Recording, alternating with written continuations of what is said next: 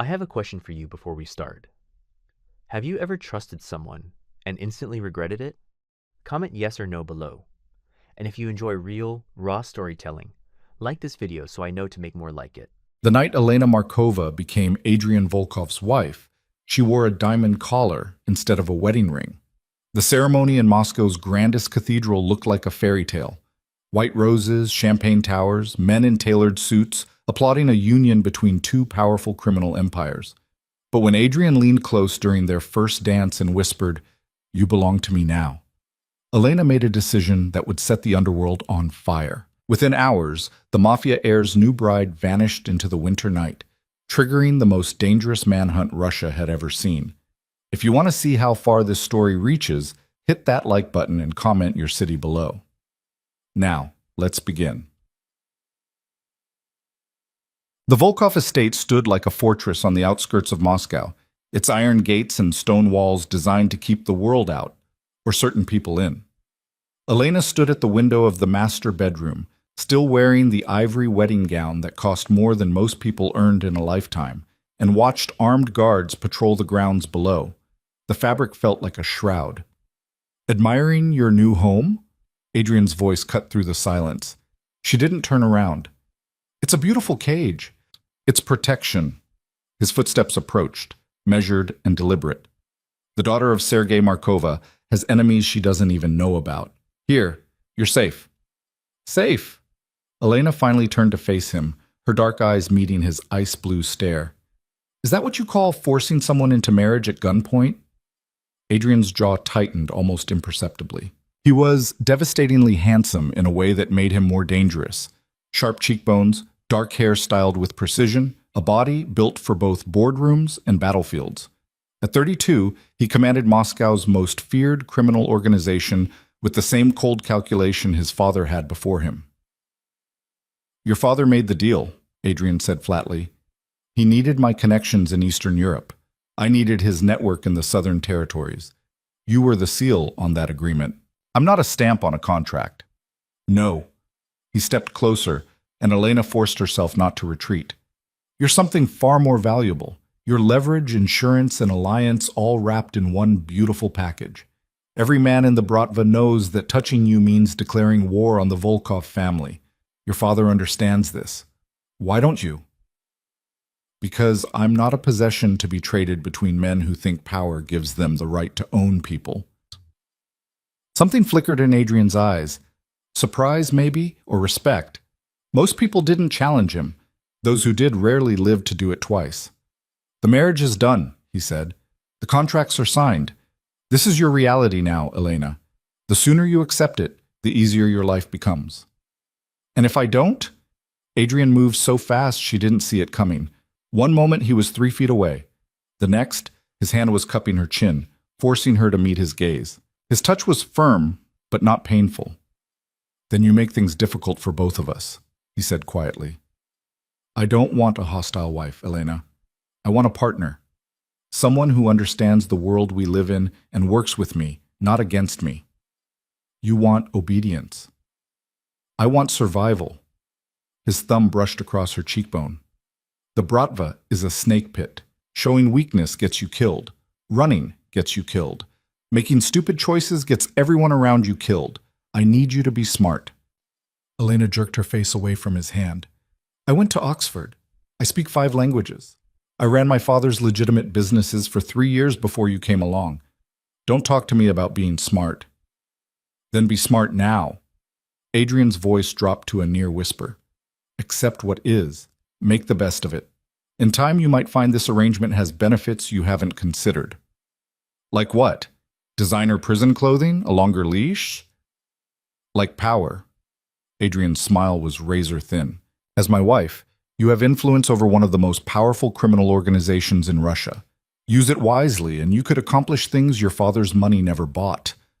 "I don't want that kind of power." "Everyone wants power, Elena. They just lie about it." He turned and walked toward the door, his movements fluid and controlled. A predator comfortable in his territory. "I have business to attend to," Adrian said without looking back. "You're free to explore the house, but don't bother trying to leave. The guards have orders, and they're loyal to me, not to whatever sob story you might invent." I'll see you at breakfast. The door closed behind him with a soft click that sounded like a cell lock engaging. Elena stood frozen for a moment, her mind racing. Then she moved to the door and tested it, unlocked. She eased it open and peered into the hallway. Empty, but she could hear voices from somewhere below. Men laughing, the clink of glasses. Adrian's inner circle, celebrating their boss's successful acquisition of a bride. She closed the door and leaned against it, fighting the panic that threatened to overwhelm her. This couldn't be her life. This couldn't be her future. Trapped in a mansion with a man who saw her as a strategic asset, surrounded by criminals who would kill without hesitation if ordered. Her father had done this to her. Sergei Markova, the man who claimed to love his daughter, had sold her to Adrian Volkov like a shipment of weapons or drugs. The betrayal burned worse than the fear. Elena pushed away from the door and began to move through the bedroom with purpose. If Adrian thought she would simply accept her fate, he was about to learn how wrong he could be. The room was obscenely luxurious, king-sized bed with silk sheets, antique furniture, a bathroom larger than her old apartment in London. But luxury was just another form of control. She ignored it all and focused on what mattered: escape routes. The windows were reinforced glass, probably bulletproof. She tested one anyway, locked, with no visible way to open it from the inside. The drop to the ground was 30 feet, maybe more.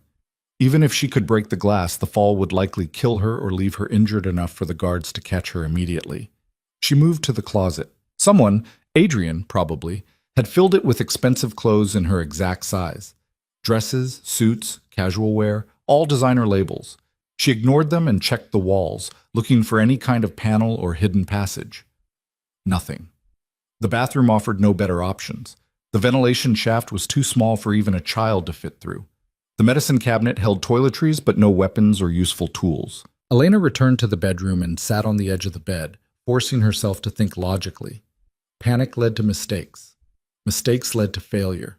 She needed a plan. The door. That was the only way out, but it led to a house full of armed guards and criminals who would stop her the moment she tried to leave. She needed a distraction, a reason to be allowed past the gates, or she needed to wait until everyone's guard was down. She glanced at the clock on the nightstand. 11:47 p.m.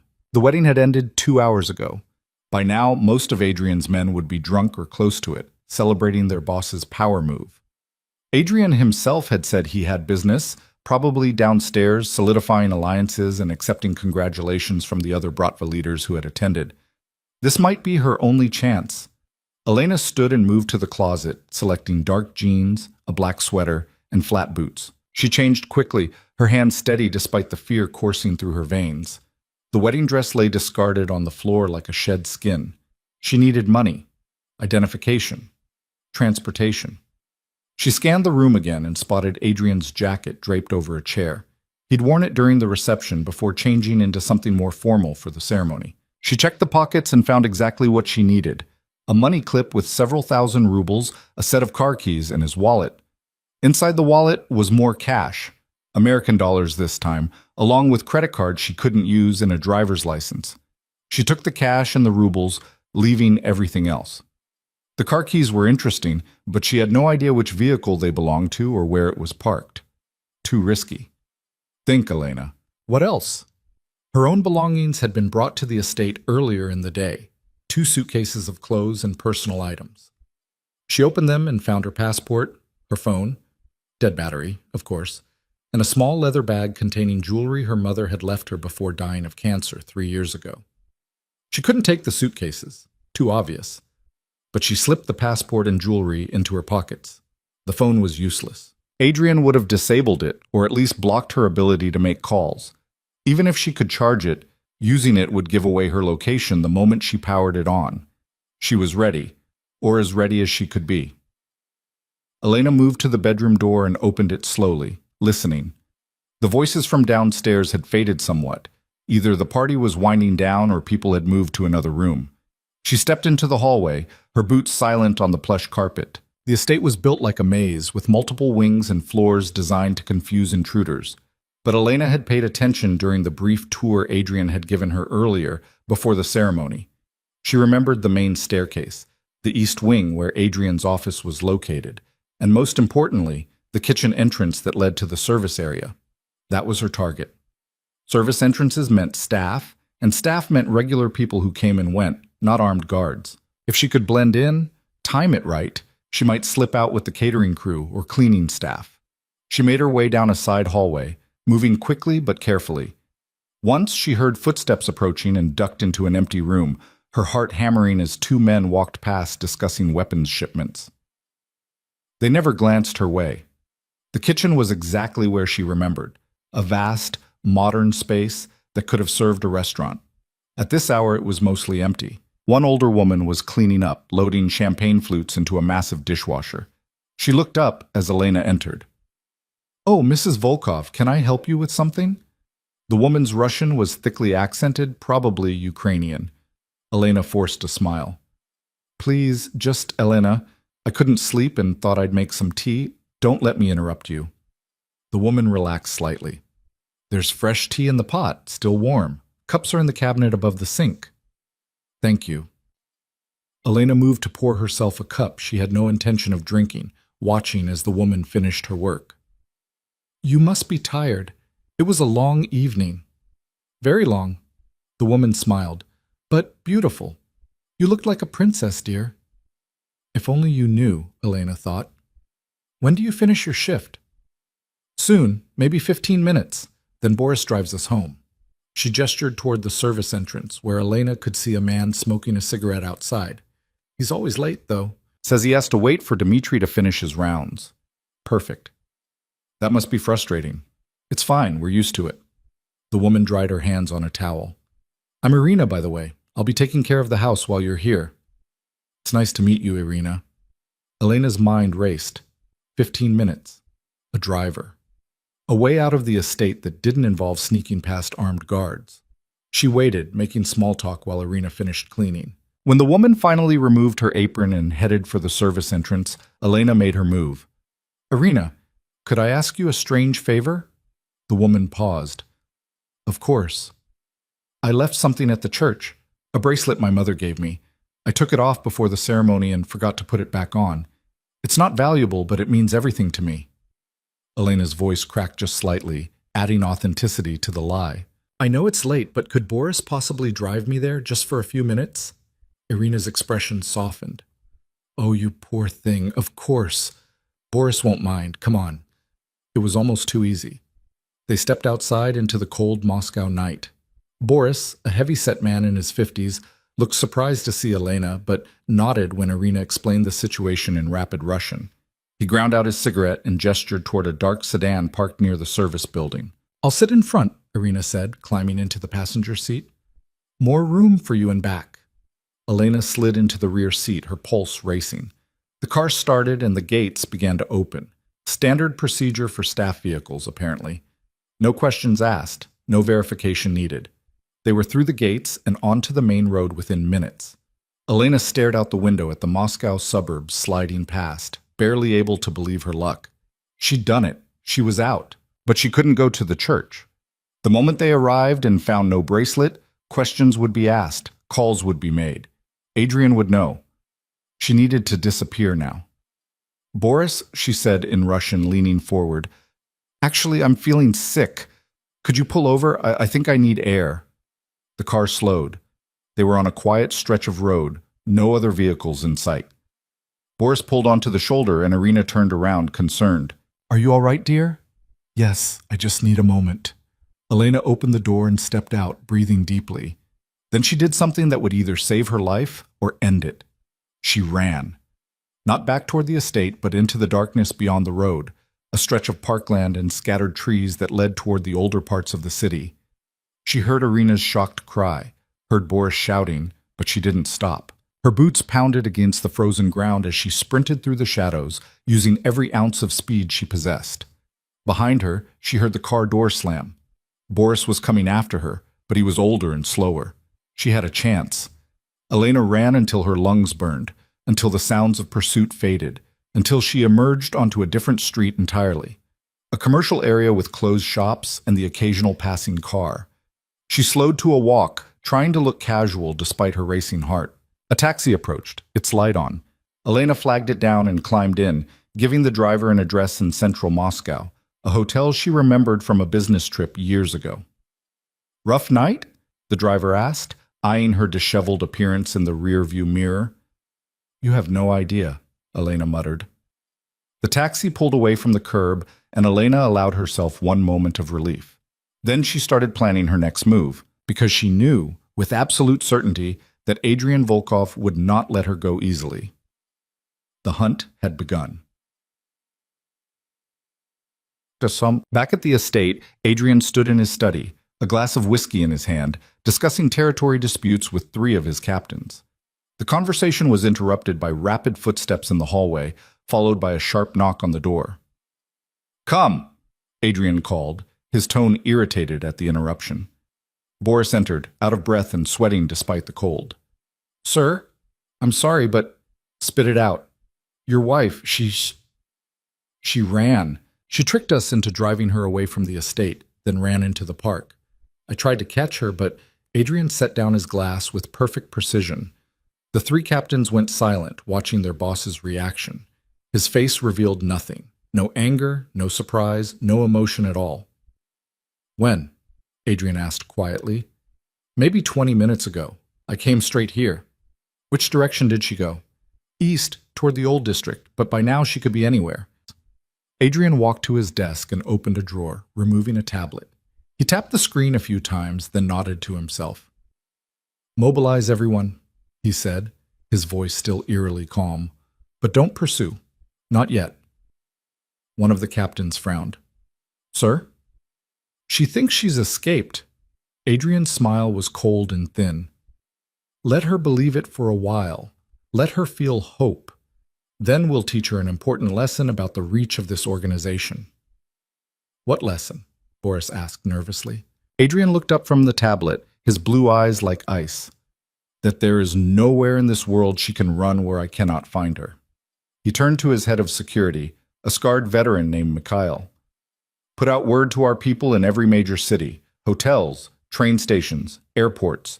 If she uses her real name or any known alias, I want to know immediately. If she tries to contact anyone in her father's organization, I want to know. If she so much as sneezes in a public place, I want to know." "And when we find her?" Mikhail asked. "You watch her. You don't touch her. You don't approach her. Just watch and report back to me." "You're letting her run?" one of the captains asked, confused. "I'm letting her learn," Adrian corrected. "She thinks this is about freedom. She thinks I'm a captor and she's a prisoner. She needs to understand the real threat isn't me. It's everything else out there. The men who would kidnap her for ransom, the enemies who would torture her to get to me, the vultures who would use her as a pawn in games far more dangerous than marriage." He drained the last of his whiskey and set the glass down. "Give her 72 hours, Adrian said. Let her exhaust herself, spend her resources, realize that running achieves nothing. Then bring her home." "And if she goes to the authorities?" Boris asked. Adrian laughed, a sound without humor. "The authorities in Moscow? We own half the police force and have Kompromat on the other half. If she's foolish enough to go to them, they'll call me before she finishes making her statement." He dismissed them with a wave of his hand. "Get to work. I want updates every 6 hours." The men filed out, leaving Adrian alone in his study. He returned to the window, looking out over the grounds of his estate, the same view Elena had stared at earlier that evening. He wasn't angry. Anger was for people who lost control. He was intrigued. His bride had spirit, intelligence, courage, even if it was misdirected. Most women in her position would have cried, begged, or simply accepted their fate. Elena had done none of those things. Instead, she'd waited for an opportunity, created a plan, and executed it with impressive efficiency. She'd almost certainly learned that from her father. Sergei Markova was many things: a criminal, a manipulator, a cold-hearted bastard, but he wasn't stupid. He'd raised his daughter to think strategically, to see opportunities where others saw only obstacles. Adrian appreciated that. In another life, under different circumstances, Elena might have made an excellent addition to his organization, but she'd chosen to run, which meant she'd chosen to learn the hard way. He pulled out his phone and made a call. "Sergei," he said when the older man answered. "We need to talk about your daughter." There was a pause. "What did she do?" Exactly what I expected her to do, Adrian replied. She ran. I'm calling to ensure you understand that any attempt to help her, any contact, any safe houses, any money transfers, will be considered a breach of our agreement. I understand. Sergei's voice was tired. Adrian, I know you're angry, but I'm not angry, Adrian interrupted. I'm establishing boundaries. Elena is my wife now, my responsibility. When she comes back, and she will come back, I want there to be no confusion about whose authority she falls under. She's strong-willed, like her mother. I know. That's why I married her instead of one of the simpering daughters the other families offered. Adrian moved away from the window. 72 hours, Sergei. After that, she comes home. Make sure your people know to report any contact to me immediately. You're really going to let her run for 3 days? I'm going to let her see the world outside my protection, Adrian corrected. She thinks I'm her prison. Soon she'll realize I'm the only thing standing between her and far worse fates. He ended the call and returned to his desk. On the tablet screen was a map of Moscow, showing dozens of red dots, each one representing a location under Volkov surveillance. Hotels, train stations, nightclubs, restaurants, places Elena might go seeking help or shelter. She was out there somewhere, probably thinking she'd won. Adrian allowed himself a small smile. The game had just begun. Elena sat on the narrow bed of a cheap hotel room in Moscow's old quarter, counting her remaining money. The night's escape had cost her more than she'd anticipated. The taxi fare, the room rental, paid in cash using a fake name, and a burner phone from a 24-hour electronics shop. She had maybe 3,000 rubles left, plus about 500 American dollars. Not much. Not nearly enough to disappear permanently. The burner phone sat on the nightstand, unused. She wanted desperately to call someone, a friend from university, a business contact from her father's organization, anyone who might help. But every person she knew was either part of the criminal world that had trapped her, or someone who could be threatened into betraying her. There was no one she could trust. Elena stood and moved to the window, looking out at the pre-dawn Moscow skyline. Somewhere out there, Adrian Volkov was probably mobilizing his entire organization to find her. By tomorrow, maybe sooner, every criminal in the city would know she was missing. Bounties would be offered. People would be watching. She needed to leave Moscow. Leave Russia entirely, if possible. The British embassy crossed her mind. She had dual citizenship, courtesy of her years at Oxford. But embassies meant records, documentation, official channels. If Adrian truly had influence over law enforcement, showing up at the embassy might be the fastest way to end up back in his custody. No, she needed to disappear the way criminals disappeared, using fake documents, cash transactions, and routes that left no digital footprint, which meant she needed help from someone who specialized in making people vanish. Elena pulled out the burner phone and stared at it. There was one person who might help. One person who owed her father a debt and might be willing to repay it by helping his daughter. His name was Viktor Sokolov, and he ran a document forgery operation out of St. Petersburg. Elena had met him exactly once at a business dinner 5 years ago. He'd seemed decent for a criminal. More importantly, he'd told Sergei that if he ever needed anything, any favor at all, Viktor would remember the kindness Sergei had shown him. It was a thin thread to hang her hopes on, but it was all she had. She dialed the number from memory, one of the few contacts she'd deliberately memorized years ago in case of emergency. This definitely qualified. The phone rang 4 times before a gravelly voice answered in Russian. Who is this? Viktor Sokolov? Who's asking?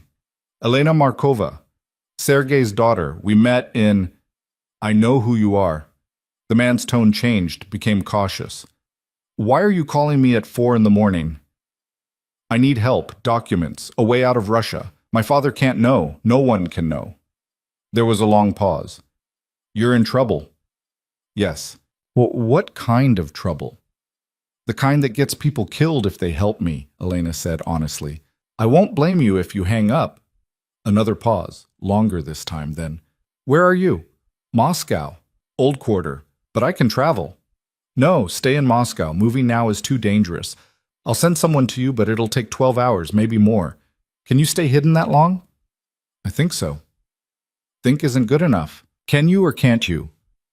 I can, Elena said, making it a promise to herself as much as to him. Give me your location. Be vague. Just a district. She did. Victor gave her instructions. Where to go, what to look for, how to identify his contact. Then he said something that made her blood run cold.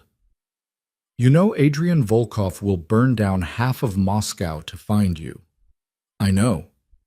And you still want to run? I have to. Victor sighed. Your father's daughter, all right. Stubborn as hell. Be safe, Elena, and if my people get caught helping you, I'll deny everything. I understand. The line went dead. Elena set down the phone and exhaled slowly. 12 hours. She could manage 12 hours. She hoped. Outside, the sun was beginning to rise over Moscow, painting the sky in shades of orange and gold. It would have been beautiful if Elena had any capacity left to appreciate beauty.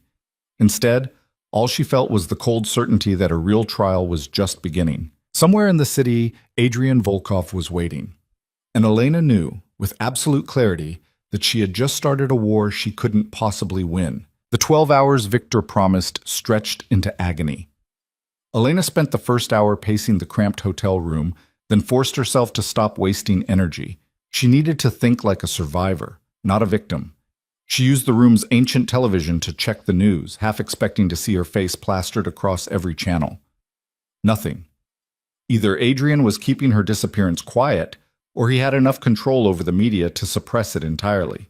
Neither option was comforting. By mid-morning, hunger forced her out of the room.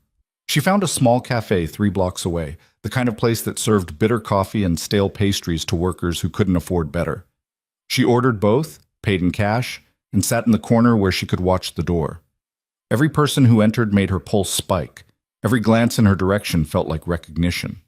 But no one approached her. No one stared too long. She was just another anonymous woman in a city of millions. For now. She returned to the hotel and waited. The hours crawled past with excruciating slowness. She couldn't risk leaving again, couldn't risk drawing attention. So she sat on the bed and tried not to think about Adrian, about what he might be doing, about what would happen when, not if, but when, he found her. The knock on her door came exactly 12 hours after her call to Victor. Elena froze, her hand instinctively reaching for the cheap lamp on the nightstand, the closest thing to a weapon in the room. Who is it? Victor sent me. A woman's voice, young, with a Petersburg accent. I have what you need. Elena approached the door cautiously and looked through the peephole. A girl stood in the hallway, maybe 25, with bleached blonde hair and a leather jacket. She held a manila envelope and looked bored. Elena opened the door a crack, keeping the chain lock engaged. How do I know Victor sent you? The girl sighed. He said you'd be paranoid. He also said to tell you that your father makes terrible jokes about French wine and that you punched a boy named Alexei when you were 14 because he pulled your hair. Only Victor would know those details. Stories Sergei had told during that long-ago dinner. Elena released the chain and let the girl in. You're either very brave or very stupid, the girl said, handing over the envelope. Running from Adrian Volkov? People who do that usually end up in the Moskva River. Thanks for the encouragement. Elena opened the envelope. Inside were a passport, a driver's license, credit cards, and a train ticket. The passport showed her face but a different name. Anna Petrova, age 28, born in Kazan. The credit cards have 5,000 euros each, the girl explained. They'll work for maybe 48 hours before Volkov's people trace them, so use them and dump them. The passport is good quality. It'll pass casual inspection, but won't hold up to serious scrutiny. The train ticket is for tomorrow morning, 6 a.m. to Warsaw. From there, you're on your own. How much do I owe Victor? He said it's paid. Old debt to your father. The girl moved toward the door, then paused. One more thing. Victor said to tell you that Volkov's people are watching every major exit point in Moscow. Airports, train stations, bus terminals. They're not stopping anyone yet, just watching. But tomorrow morning, when you try to leave, they'll see you. Elena's stomach dropped. Then what's the point of the ticket? Victor thinks you're smart enough to figure that out. The girl smiled slightly. Good luck, Anna Petrova. You're going to need it. She left, and Elena was alone again with her new identity and the crushing realization that every exit from Moscow was compromised. She spread the documents on the bed and stared at them. The train ticket was for tomorrow at 6 a.m., prime commuting hour, when the station would be crowded with travelers. The kind of chaos that made surveillance harder, but not impossible. If Adrian's people were watching, they'd spot her the moment she tried to board, which meant the ticket was either useless or a decoy. No. Victor wouldn't waste resources on a useless gesture. There had to be a plan here, something she was meant to understand. Elena picked up the passport again, studying it more carefully. Anna Petrova from Kazan. The birth date made her 2 years older than her real age. The occupation listed was teacher. A teacher from Kazan taking an early morning train to Warsaw. Nothing suspicious about that. Thousands of Russians traveled to Poland for work or family visits. She'd blend in perfectly. Except she wouldn't, because Adrian's people would be looking specifically for someone trying to blend in, unless she didn't try to blend in at all. The idea came to her suddenly, fully formed. It was risky, possibly insane, but it might be the only way to slip through surveillance designed to catch someone sneaking away. She'd need different clothes, a disguise, but not of the kind Adrian would expect. Elena grabbed the cash and credit cards and left the hotel, moving quickly through the streets. She found what she needed in a discount department store: a cheap business suit, reading glasses, a wig in an unremarkable brown color. She added a rolling suitcase and filled it with random clothing to give it weight. Back in the hotel room, she transformed herself. The wig covered her distinctive dark hair. The glasses changed the shape of her face. The suit made her look older, professional, forgettable. She practiced walking differently, standing differently. Not hunched and furtive like someone trying to hide, but confident and purposeful like someone who had every right to be wherever they were going. By the time she finished, Anna Petrova looked nothing like Elena Volkovna Markova. She looked like exactly what the passport claimed: a middle-class teacher heading to Warsaw for a conference or family visit. Elena set an alarm for 4 a.m. and tried to sleep. It didn't come easily. Every sound in the hallway made her jump. Every car engine in the street below might be Adrian's men arriving to drag her back. But exhaustion eventually won, pulling her into fitful dreams of ice-blue eyes and iron cages. The alarm shattered the darkness at 4 a.m. Elena dressed mechanically, her hands steady despite the fear churning in her gut. This was it.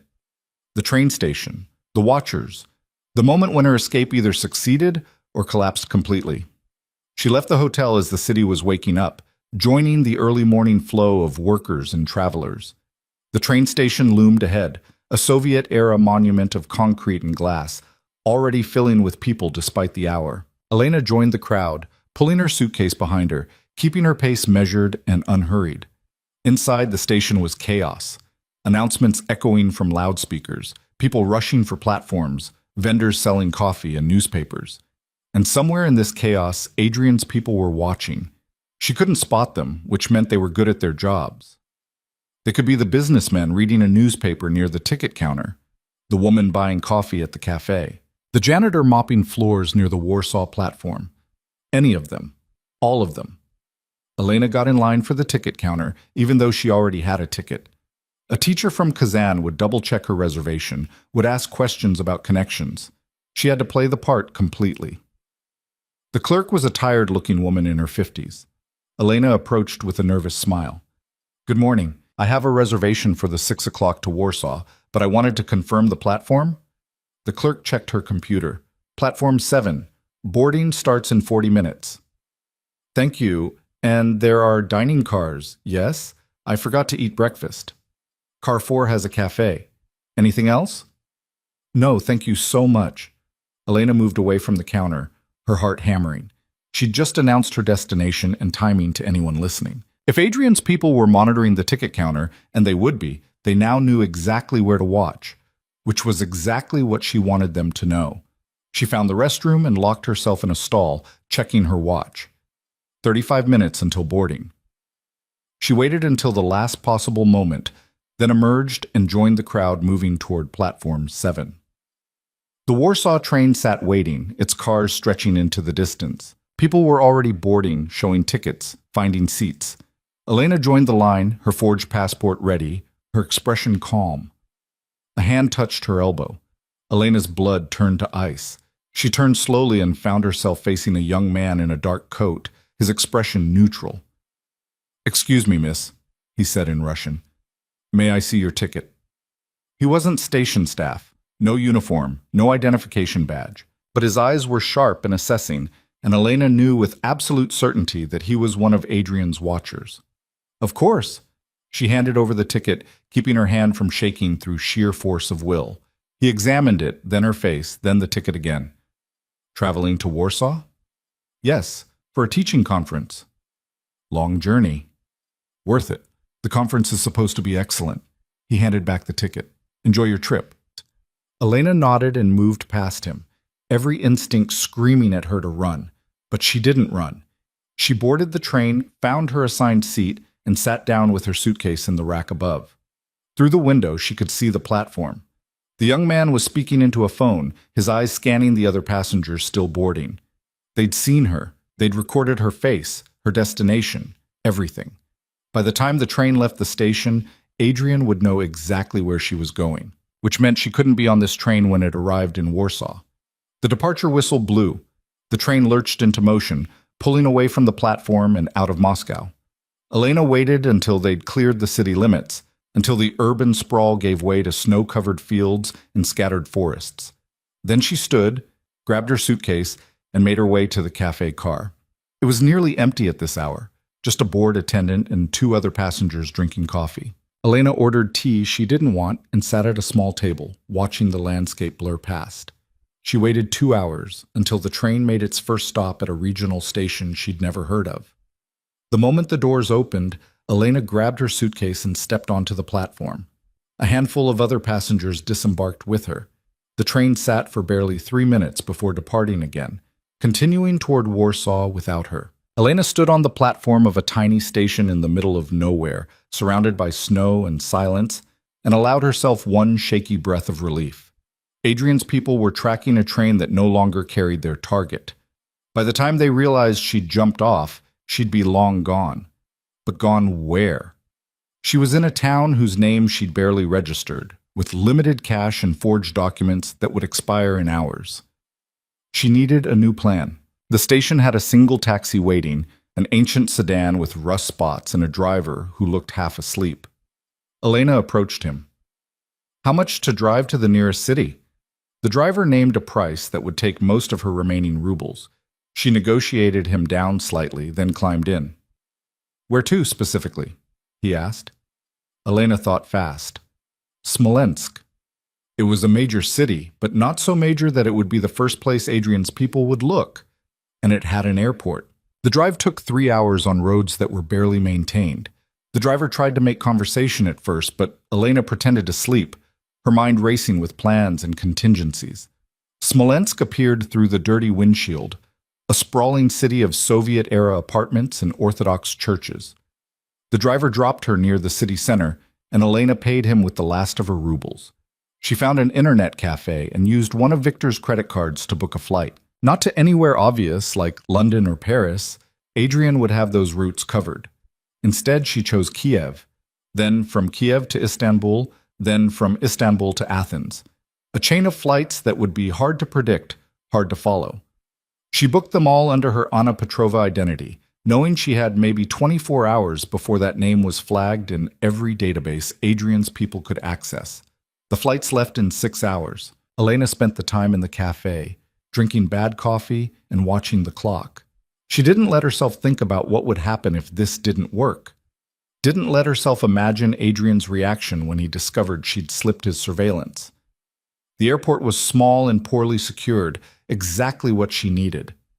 She checked in with her forged passport, passed through security without incident, and boarded the Kiev flight with minutes to spare. Only when the plane lifted off did Elena allow herself to believe she might actually escape.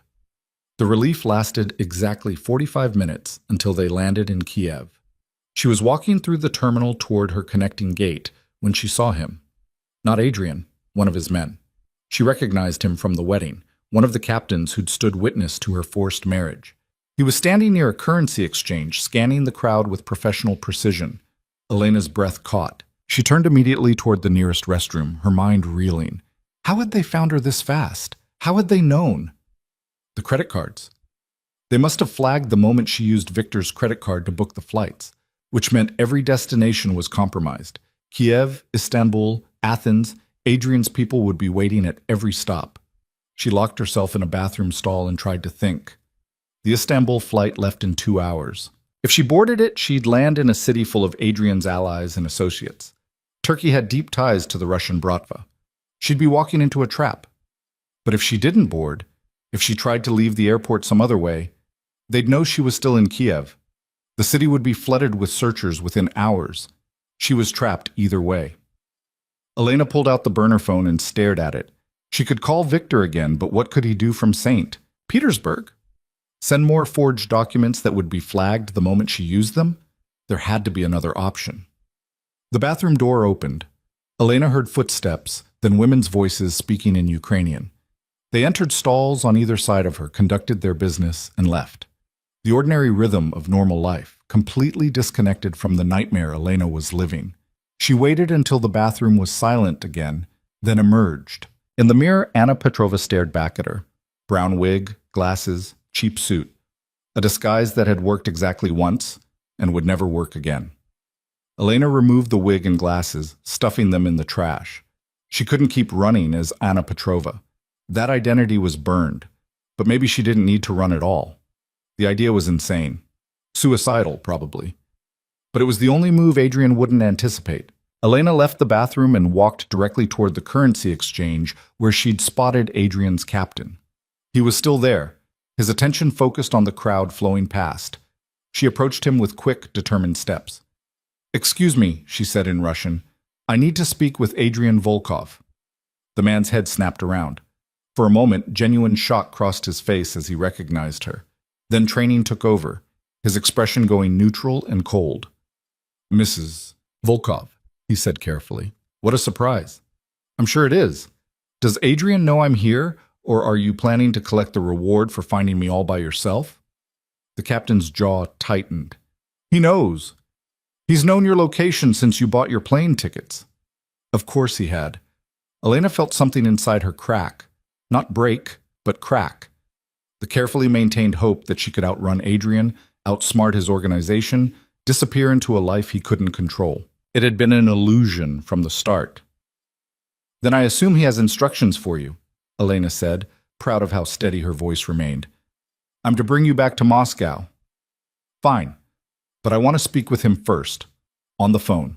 Right now." The captain hesitated, clearly uncertain how to handle a prisoner who was surrendering but making demands. Finally, he pulled out his phone and dialed. "Sir, I have her. Yes, Kiev Airport. She wants to speak with you." He handed Elena the phone. She put it to her ear and heard Adrian's voice for the first time in 36 hours. "Elena, are you hurt?" The question surprised her. She'd expected anger, threats, cold fury, not concern. "I'm fine." "Good. Victor's documents were impressive, I'll give him that. The train decoy was clever, but you should have known I'd flag any credit card usage the moment you ran." "I did know. I just had to try anyway." There was a pause. "Why did you stop running?" "Because I'm tired," Elena said honestly. "Tired of looking over my shoulder, tired of being afraid, tired of knowing that even if I make it to Athens or London or the middle of the ocean, you'll find me eventually. So I'm ending this now, on my terms." "These aren't your terms, Elena. These are mine." "Then tell me what they are. Tell me what happens when I come back." Another pause, longer this time. When Adrian spoke again, his voice was different, softer, almost gentle. "You come home. We have a conversation about boundaries and trust, and then we figure out how to make this marriage work, because whether you like it or not, we're bound together now.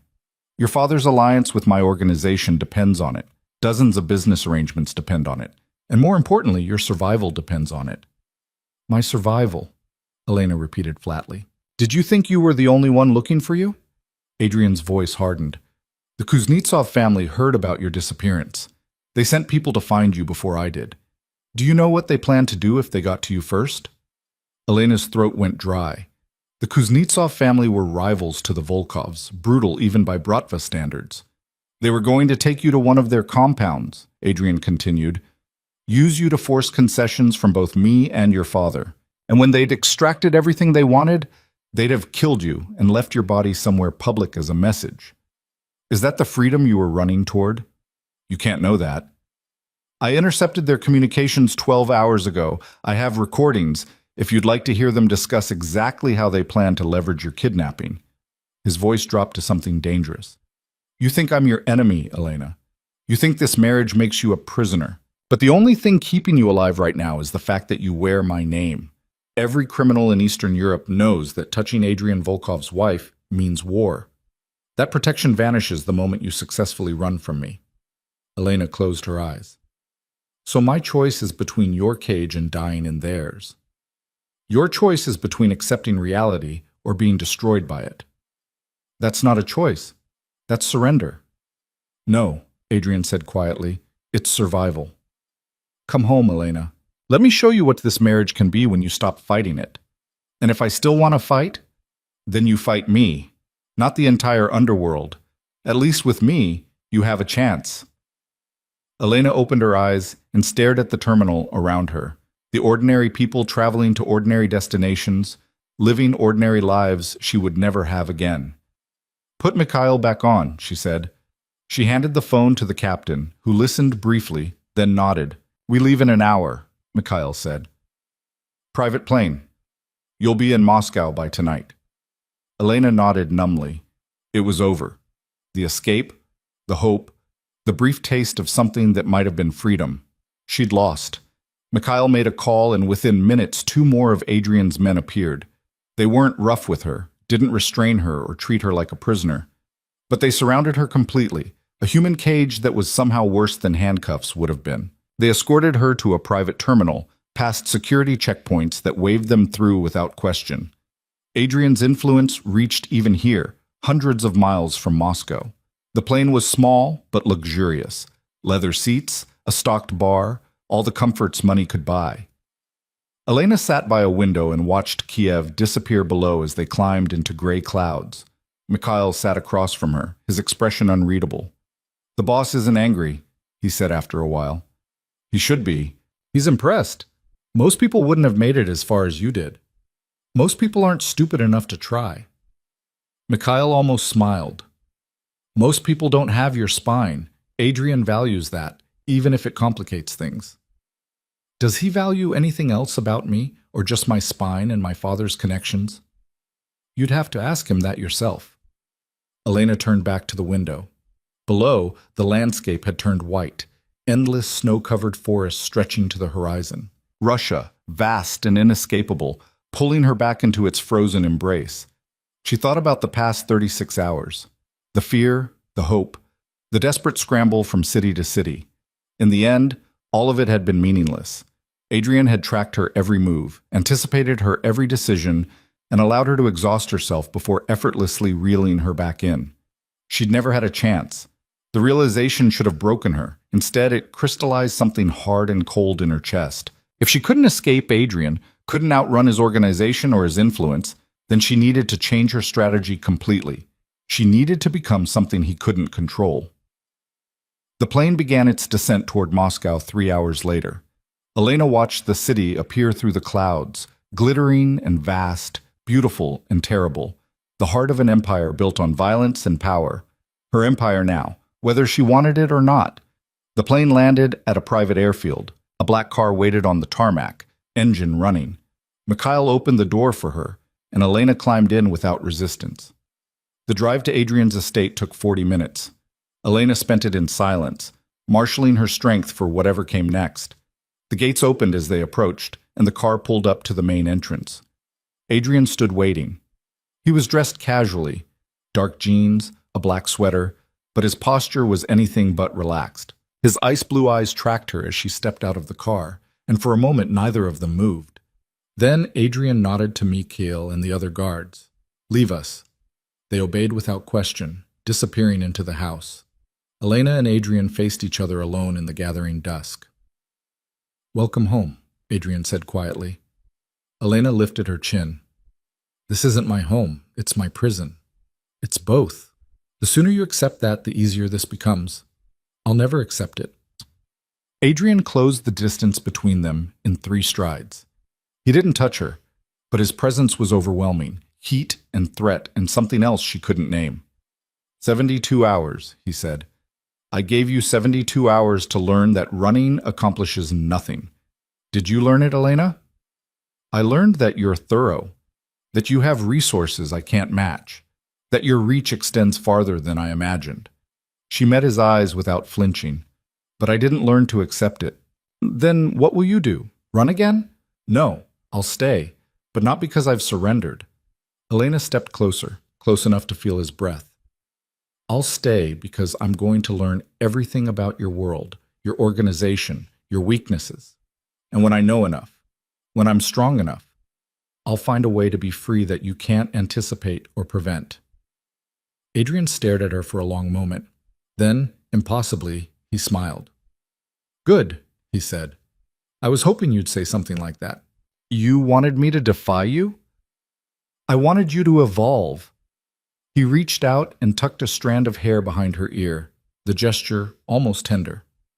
A wife who simply obeys is useless to me, Elena, but a wife who thinks, who plans, who refuses to break no matter what pressure I apply?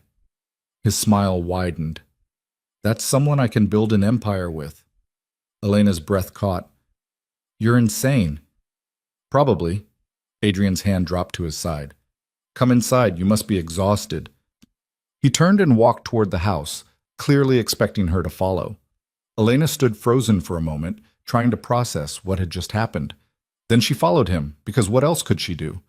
Inside, the estate was exactly as she'd left it, opulent, cold, beautiful. Adrian led her not to the master bedroom, but to his study, where a fire burned in the stone fireplace. Sit, he said, gesturing to a leather chair. Elena remained standing. What happens now? Now we establish rules. You're my wife, and that comes with expectations. You'll attend events with me, present a united front to the organization, and refrain from embarrassing me publicly. In return, you'll have access to everything this life offers: money, influence, protection. Sounds like a business arrangement. It is, for now. Adrian poured 2 glasses of vodka and handed her one. But business arrangements can evolve into something more if both parties are willing.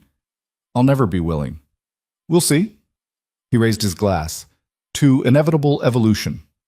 Elena didn't toast, didn't drink. And if I break your rules? Then there are consequences. But I'd rather earn your cooperation than force it. Adrian drained his glass. You're free to move about the estate, to contact your father within limits, to pursue your own interests. I won't lock you in a room or chain you to a wall, but try to run again, and the consequences become considerably less pleasant. Define less pleasant. I'd rather not. Let's avoid that scenario entirely. Elena finally drank her vodka, welcoming the burn. You said the Kuznetsov family tried to find me. They did. They failed. What did you do to them? Adrian's expression went cold. What needed to be done? They won't threaten you again. Elena set down her glass. I'm tired. I want to sleep. The master bedroom is ready for you. I'd prefer my own room. We're married, Elena. In name only. Don't pretend this is a real marriage. Adrian studied her, then nodded. Fine. For now. The guest room 2 doors down from the master is yours. Everything you need is already there. He walked her to the room, spacious, comfortable, with the same reinforced windows and subtle security measures as the master bedroom. Elena stepped inside and turned to face him. Thank you for not making this worse than it had to be, she said quietly. Adrian's expression softened slightly. I'm not a monster, Elena. I'm just a man who understands how this world works and does what's necessary to survive in it. Someday, you'll understand that too. Maybe. Or maybe I'll prove you wrong about everything. I look forward to it. He stepped back into the hallway. Sleep well. Tomorrow, your real education begins. The door closed, and Elena was alone. She collapsed onto the bed, every muscle in her body suddenly weak with exhaustion. 36 hours of running, fear, and desperate hope had led her right back to where she started. But something had changed. She had changed. She'd seen the limits of her own resources, learned the extent of Adrian's reach, and discovered that the world outside his protection was even more dangerous than the cage he offered. And she'd made him a promise that she would learn, adapt, and eventually find freedom on her own terms. It was a promise she intended to keep, no matter how long it took. Elena closed her eyes and let exhaustion drag her under, into dreams of snow-covered fields and trains that never stopped running. Elena woke to sunlight streaming through windows she couldn't open and the sound of voices somewhere below. For a disorienting moment, she forgot where she was. Then memory crashed back, the failed escape, the return to Moscow, Adrian's promise that her real education would begin today. She showered and found the closet already stocked with clothes in her size. Not the expensive designer pieces from the master bedroom, but practical things. Jeans, sweaters, boots suitable for Russian winter. Someone had paid attention to what she actually needed rather than what looked impressive. She dressed in black jeans and a charcoal sweater, then stood at the window looking out over the estate grounds. Guards patrolled the perimeter in pairs, their breath clouding in the cold morning air. Beyond the walls, Moscow sprawled toward the horizon, a city of millions where she'd once believed she could disappear. How naive that seemed now. A knock interrupted her thoughts. "Mrs. Volkov? Mr. Volkov requests your presence at breakfast." Elena opened the door to find a middle-aged woman in simple clothing, not a guard but household staff. "Tell him I'll be down in 10 minutes. "Of course. The dining room is on the first floor, east wing. I can show you." "I remember." Elena closed the door before the woman could finish. Small acts of defiance were all she had left, and she intended to claim everyone. She made Adrian wait 15 minutes instead of 10. The dining room was absurdly grand. A table that could seat 20, crystal chandeliers, oil paintings of stern-faced men who were probably Adrian's ancestors. Adrian sat at one end reading a newspaper, a cup of black coffee at his elbow. He looked up when she entered but didn't comment on her tardiness. "Good morning. I hope you slept well." Elena took a seat at the opposite end of the table, maximizing the distance between them. "Well enough, considering. Coffee? Tea? Irina makes excellent blini if you're hungry." "Just coffee." She accepted the cup a servant poured, wrapping her hands around the warmth. "You said my education begins today. What does that mean?" Adrian folded his newspaper with precise movements. "It means you're going to learn how this organization actually functions. The structure, the business interests, the alliances and rivalries. You can't navigate this world blind, Elena. That's how you get killed. Maybe I prefer blindness. You don't. Your father raised you to understand power structures, corporate hierarchies, political networks, financial systems. This is no different, just more honest about the violence underneath." A servant placed a plate of food in front of Adrian. Eggs, bread, smoked fish. He ate methodically, his attention fixed on Elena.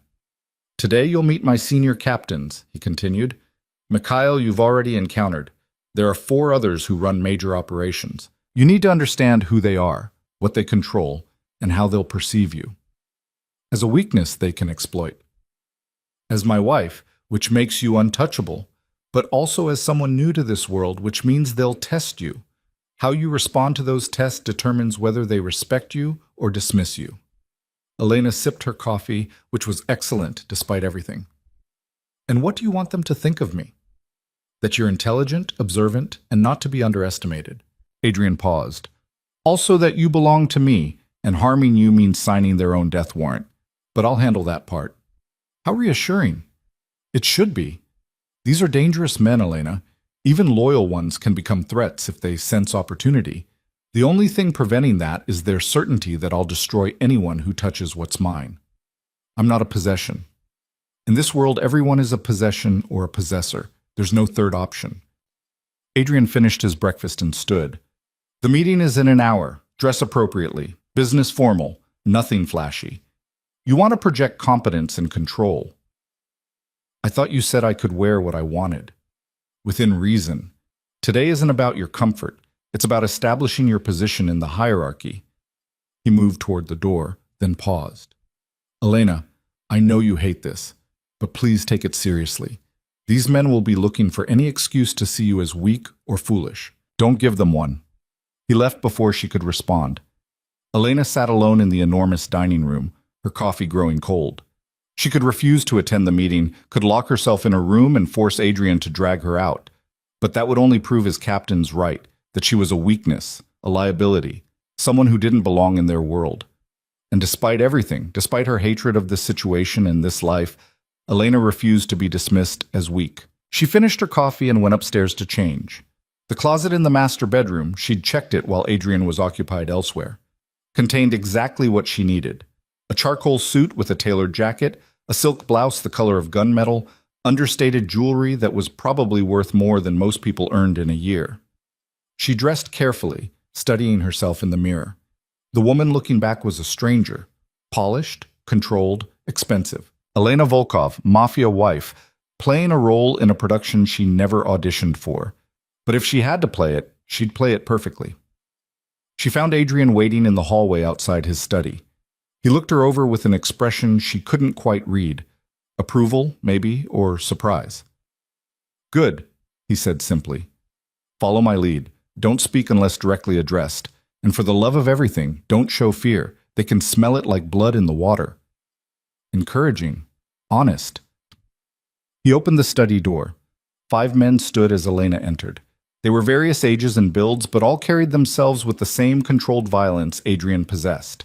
Men who'd killed, who'd ordered killings, who saw brutality as a necessary business expense. "Gentlemen," Adrian said, his voice carrying absolute authority. "My wife, Elena Volkov. Elena, these are my senior captains. You've met Mikhail, who handles security." Mikhail nodded, his scarred face impassive. "Mrs. Volkov. Dmitry oversees our southern territories and construction interests." A heavy-set man in his 50s inclined his head, his eyes calculating. "Alexei manages our financial operations and legitimate business ventures." This one was younger, maybe 40, with expensive glasses and the look of someone equally comfortable in boardrooms and back alleys. "Victor, no relation to your forger friend, controls our shipping and import operations." A lean man with cold eyes that tracked her like a predator watching prey. "And Sergei handles our political connections and law enforcement relationships." The oldest of the group, silver-haired and distinguished, who probably had half of Moscow's police force on his payroll. "Gentlemen," Elena said, keeping her voice level and professional, "thank you for taking the time to meet with me." "The pleasure is ours," Dmitry said, though his tone suggested otherwise. "We were curious to meet the woman who led our boss on such an interesting chase across Russia." Adrian's expression didn't change, but something in the room's atmosphere shifted, a subtle tightening that made every man there recalibrate. "My wife was testing our security protocols," Adrian said smoothly. "I'm pleased to report they performed adequately, though we've identified areas for improvement. Elena's insights will be valuable in that regard." It was a masterful reframing, turning her escape attempt from an act of defiance into a strategic exercise. The captain's expression shifted from amusement to something more thoughtful. "Then we're fortunate to have her perspective," Alexei said carefully. "Fresh eyes often spot vulnerabilities we've overlooked." Adrian gestured to the conference table. "Shall we begin? Elena, take the seat beside me." The next 2 hours were an education in how Adrian's empire actually functioned. The captains reported on their various operations: construction projects that laundered money, shipping containers that moved everything from luxury cars to weapons, political campaigns funded through untraceable donations. They discussed problems with brutal efficiency: a rival gang encroaching on their territory, a politician who needed additional persuasion, a shipment delayed by customs officials who required larger bribes. Elena listened without speaking, absorbing details and making mental connections. These weren't stereotypical gangsters. They were sophisticated businessmen who happened to operate outside the law. They discussed quarterly earnings and market expansion with the same language she'd used running her father's legitimate companies. The only difference was the casual acceptance of violence as a management tool. "The Kuznetsov situation has been resolved," Mikhail reported. "Their operation in the Arbat district has been dismantled. 3 of their lieutenants are dead. The rest have scattered." Adrian nodded. "And their leadership?" "In hiding. But we've made it clear that any further action against your interests will result in total annihilation of their organization." "Good. Make sure the other families understand the lesson. Attacking my wife means declaring war on the Volkov organization. There are no exceptions." Every man at the table nodded. Elena felt their eyes slide toward her, assessing, calculating, determining how her presence changed the power dynamics they'd navigated for years. "If I may," Sergei said carefully, "there are concerns among some of the other families about Mrs. Volkov's background. Specifically, her father's neutral position in territorial disputes. Some worry that Sergei Markova will use his daughter to influence your decisions in ways that benefit his interests over the organization's. Adrian's expression went cold. My decisions are mine alone. Anyone who thinks otherwise is welcome to voice those concerns directly to me. I promise they won't enjoy the conversation. Of course, boss. I'm simply reporting what I've heard. Then report this. Elena is under my protection and my authority. Her father's influence ends where my territory begins. Is that clear? Perfectly clear. Adrian turned to Elena. Do you have anything to add? It was a test. She could feel every man in the room waiting to see how she'd handle it. Only that my father and I have no secret alliance, Elena said, meeting each captain's eyes in turn. I don't report to him, don't seek his approval, and don't share information about this organization's operations. Whatever relationship we had ended the day he traded me for a business arrangement. My loyalty now is to my own survival, which means understanding how this world works and not making stupid mistakes that get people killed. If that aligns with your interests, then we have no problem. If it doesn't, then I suppose we'll discover what happens when I become more useful dead than alive. Silence filled the study. Then Dmitri laughed, a genuine sound of surprise. She's direct. I like that. She's honest, Alexei corrected, which is rarer and more valuable. Adrian's hand found Elena's under the table, squeezing once before releasing. The gesture was invisible to everyone else but unmistakable in its meaning. Well done. The meeting continued for another hour, covering mundane logistics and operational details. When it finally ended, the captains filed out with respectful nods to both Adrian and Elena. Mikhail lingered after the others left. A word, boss? Adrian gestured for him to continue. Mikhail glanced at Elena, clearly uncomfortable speaking in front of her. She stays, Adrian said. Whatever you need to say, she can hear. Mikhail's jaw tightened, but he nodded. We've received intelligence about a potential move against you, not from the Kuznetsovs, someone bigger. The source is reliable, but the details are thin, just that there's a contract out, substantial money involved, and it's coming from outside our usual circles. Outside how? International. Possibly European connections, but we can't confirm. All we know is that someone wants you dead badly enough to pay premium rates for it. Elena's blood went cold. Adrian's expression revealed nothing. When did you learn this? This morning. I wanted to brief you privately, but given Mrs. Volkov's presence at the meeting, I thought she should know. If something happens to you, she becomes the target. Nothing's going to happen to me, Adrian said calmly. But I appreciate the warning. Double security protocols, vet everyone who comes near the estate, and find out who's offering the contract. I want a name within 48 hours. Yes, boss. Mikhail nodded to Elena. Mrs. Volkov. After he left, Elena turned to Adrian. This is what you meant about protection, isn't it? This is what waits outside your walls. This is Tuesday in my world, Adrian said, pouring himself vodka from the decanter on his desk. There's always someone trying to kill me. The question is whether they're competent enough to succeed, and the answer is usually no. You're very calm about people wanting you dead. Panicking accomplishes nothing. Planning and preparation do. He offered her the vodka. She took it and drank, needing the burn. If they kill you, what happens to me? You become either a valuable hostage or a loose end to eliminate, depending on who succeeds. Adrian's tone was matter of fact, which is why you need to learn how to protect yourself. Not just physically, though we'll work on that too, but strategically. Understanding who to trust, how to read threats, when to run, and when to fight. I thought you said running doesn't work. Running from me doesn't work. Running from actual assassins is called survival. He finished his vodka and set down the glass. Starting tomorrow, you train with Mikhail. Hand-to-hand combat, weapons basics, tactical awareness, also strategy sessions with Alexei. Learning to read financial patterns and identify threats through business activities. And political education with Sergei, understanding how power actually flows in Moscow. You're turning me into one of you. I'm giving you the tools to survive whether I'm here or not. Adrian moved closer, his expression serious. You think I'm the monster in your story, Elena, but I'm the monster who keeps worse monsters away from you. Learn what I'm teaching, and maybe someday you won't need my protection. Until then, you're stuck with it. Elena wanted to argue, to reject everything he was offering, But the memory of Mikhail's warning that someone wanted Adrian dead and she'd become collateral damage made her practical side override her pride. Fine. I'll train. I'll learn. She met his eyes. But not because I've accepted this marriage or this life. Because I refuse to be helpless when things fall apart. Well, good enough for now. Adrian checked his watch. We have a charity gala tonight. Arts Foundation, very respectable, attended by politicians and businessmen who pretend not to know where my money comes from. You'll need to be ready by 7.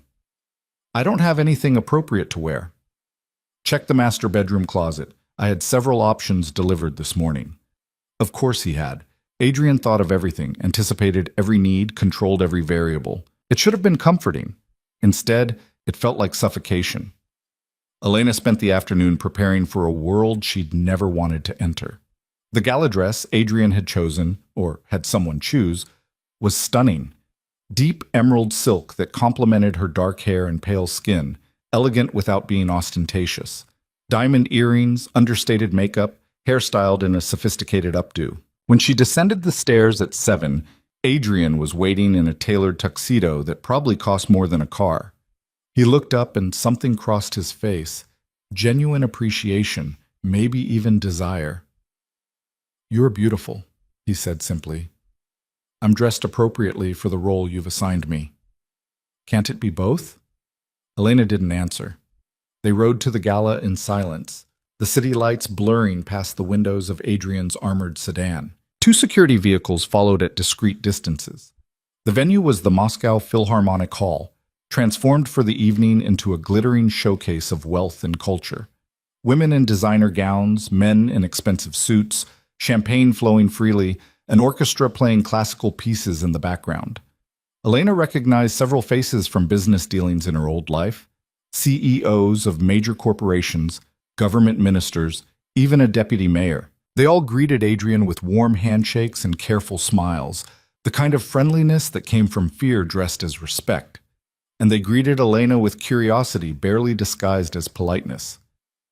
Mrs. Volkov, such a pleasure, said a woman whose husband owned half of Moscow's real estate. We were so surprised to hear about your marriage. Such a private ceremony. We preferred intimacy over spectacle, Elena replied smoothly, the lie coming easily. How romantic. The woman's smile was sharp. And you're adjusting well to married life?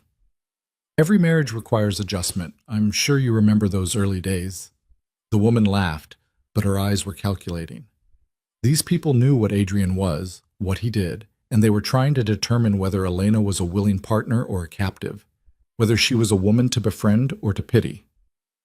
Elena gave them nothing. She played her role flawlessly, charming when necessary, distant when appropriate, always poised and controlled. Adrian stayed close, his hand occasionally at the small of her back, a possessive gesture that announced ownership to everyone watching. They were examining a sculpture, some abstract piece that probably cost a fortune, when a man approached from Elena's blind side.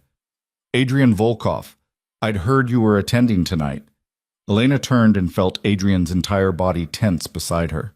The man was in his 60s, distinguished in a dark suit, with eyes that held the same cold calculation she'd seen in Adrian's captains. Konstantin, Adrian said, his voice perfectly neutral, I didn't realize you were back in Moscow. Just visiting. Business in the southern territories. Konstantin's gaze shifted to Elena.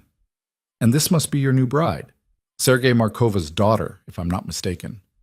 Elena Volkov, Adrian corrected, the emphasis on her new surname unmistakable. Of course. Forgive me.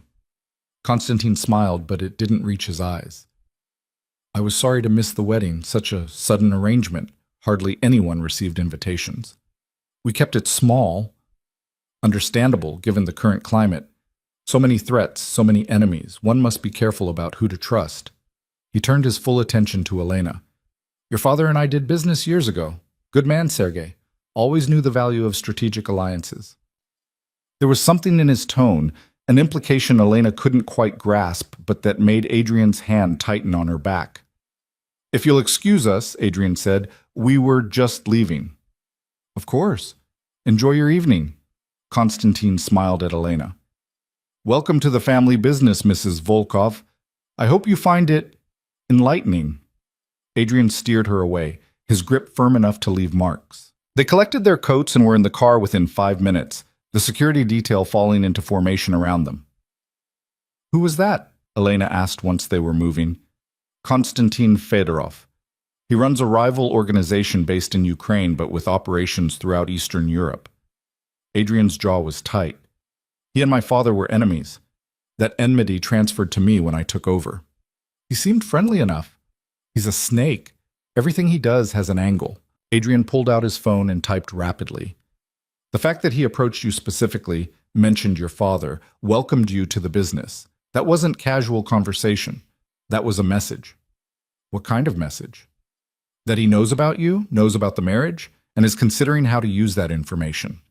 Adrian's eyes were cold and distant, calculating possibilities. "He might be the one behind the contract Mikhail mentioned, or he might be probing for weaknesses before making a move." Elena's stomach tightened. "So attending that gala put me in danger." "You're in danger regardless.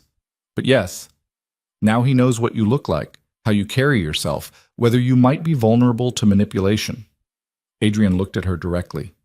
"Did he say anything else to you? Make any offers? Any suggestions?" "No, just what you heard."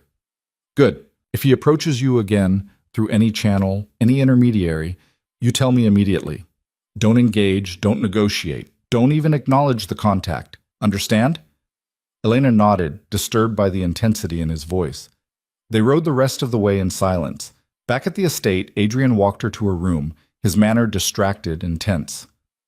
"Get some sleep," he said. "Tomorrow starts early with Mikhail." "Adrian," he paused at her use of his first name.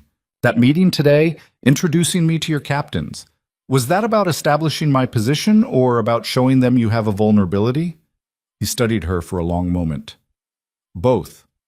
They needed to know you're protected, but they also needed to see that I value you enough to include you in strategic discussions. That makes you either a strength or a weakness, depending on how you handle yourself going forward.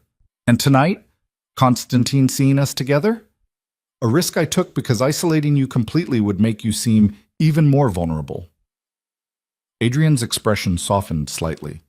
"This world is a balance, Elena. Show too much weakness, and they attack.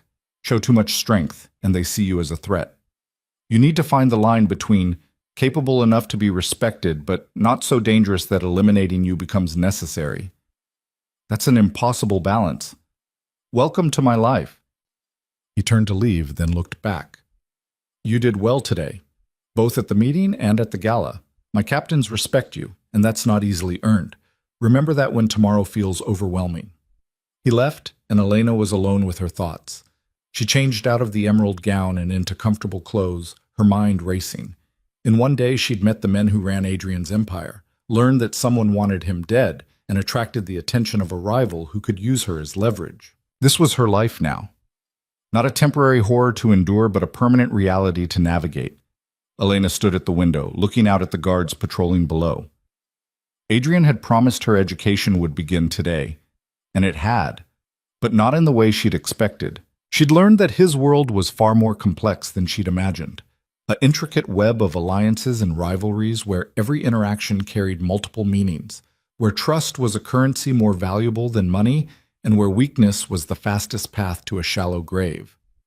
She'd also learned something about herself, that she could play this game if she had to, that she could stand in a room full of killers and Project Confidence, could smile at strangers who viewed her as either an asset or a target, could analyze threats and calculate responses.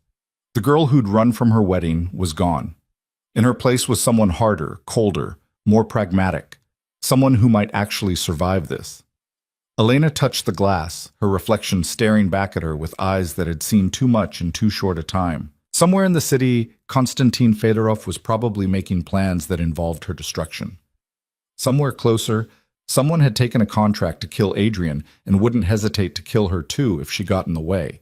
And somewhere in this mansion, Adrian Volkov was probably sitting in his study, drinking vodka and plotting how to protect an empire that included a wife who still wasn't sure whether she wanted him to succeed. The irony wasn't lost on her. Elena climbed into bed but didn't sleep. Instead, she stared at the ceiling and made plans of her own. If she was trapped in this world, she'd learn to master it.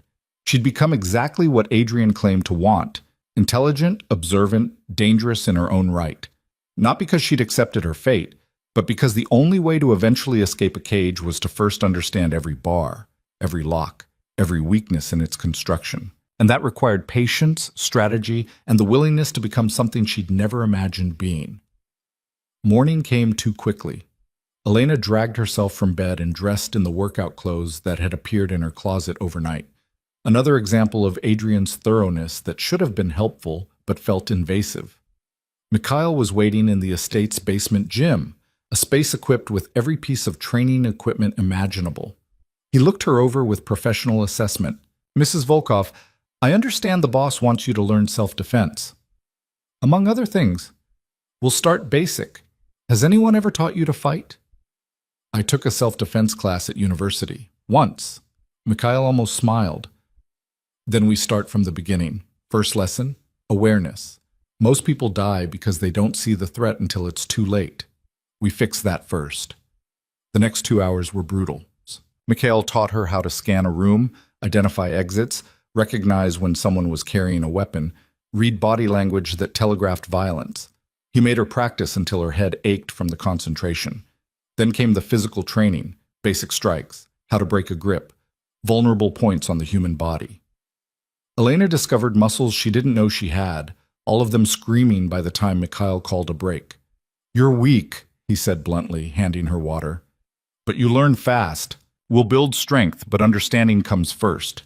The strongest person doesn't always win. The smartest one does." Is that how Adrian survives?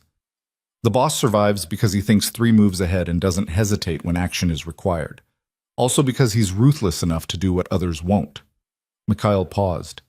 "You'll need to develop that ruthlessness if you want to live in this world." "I don't want to live in this world."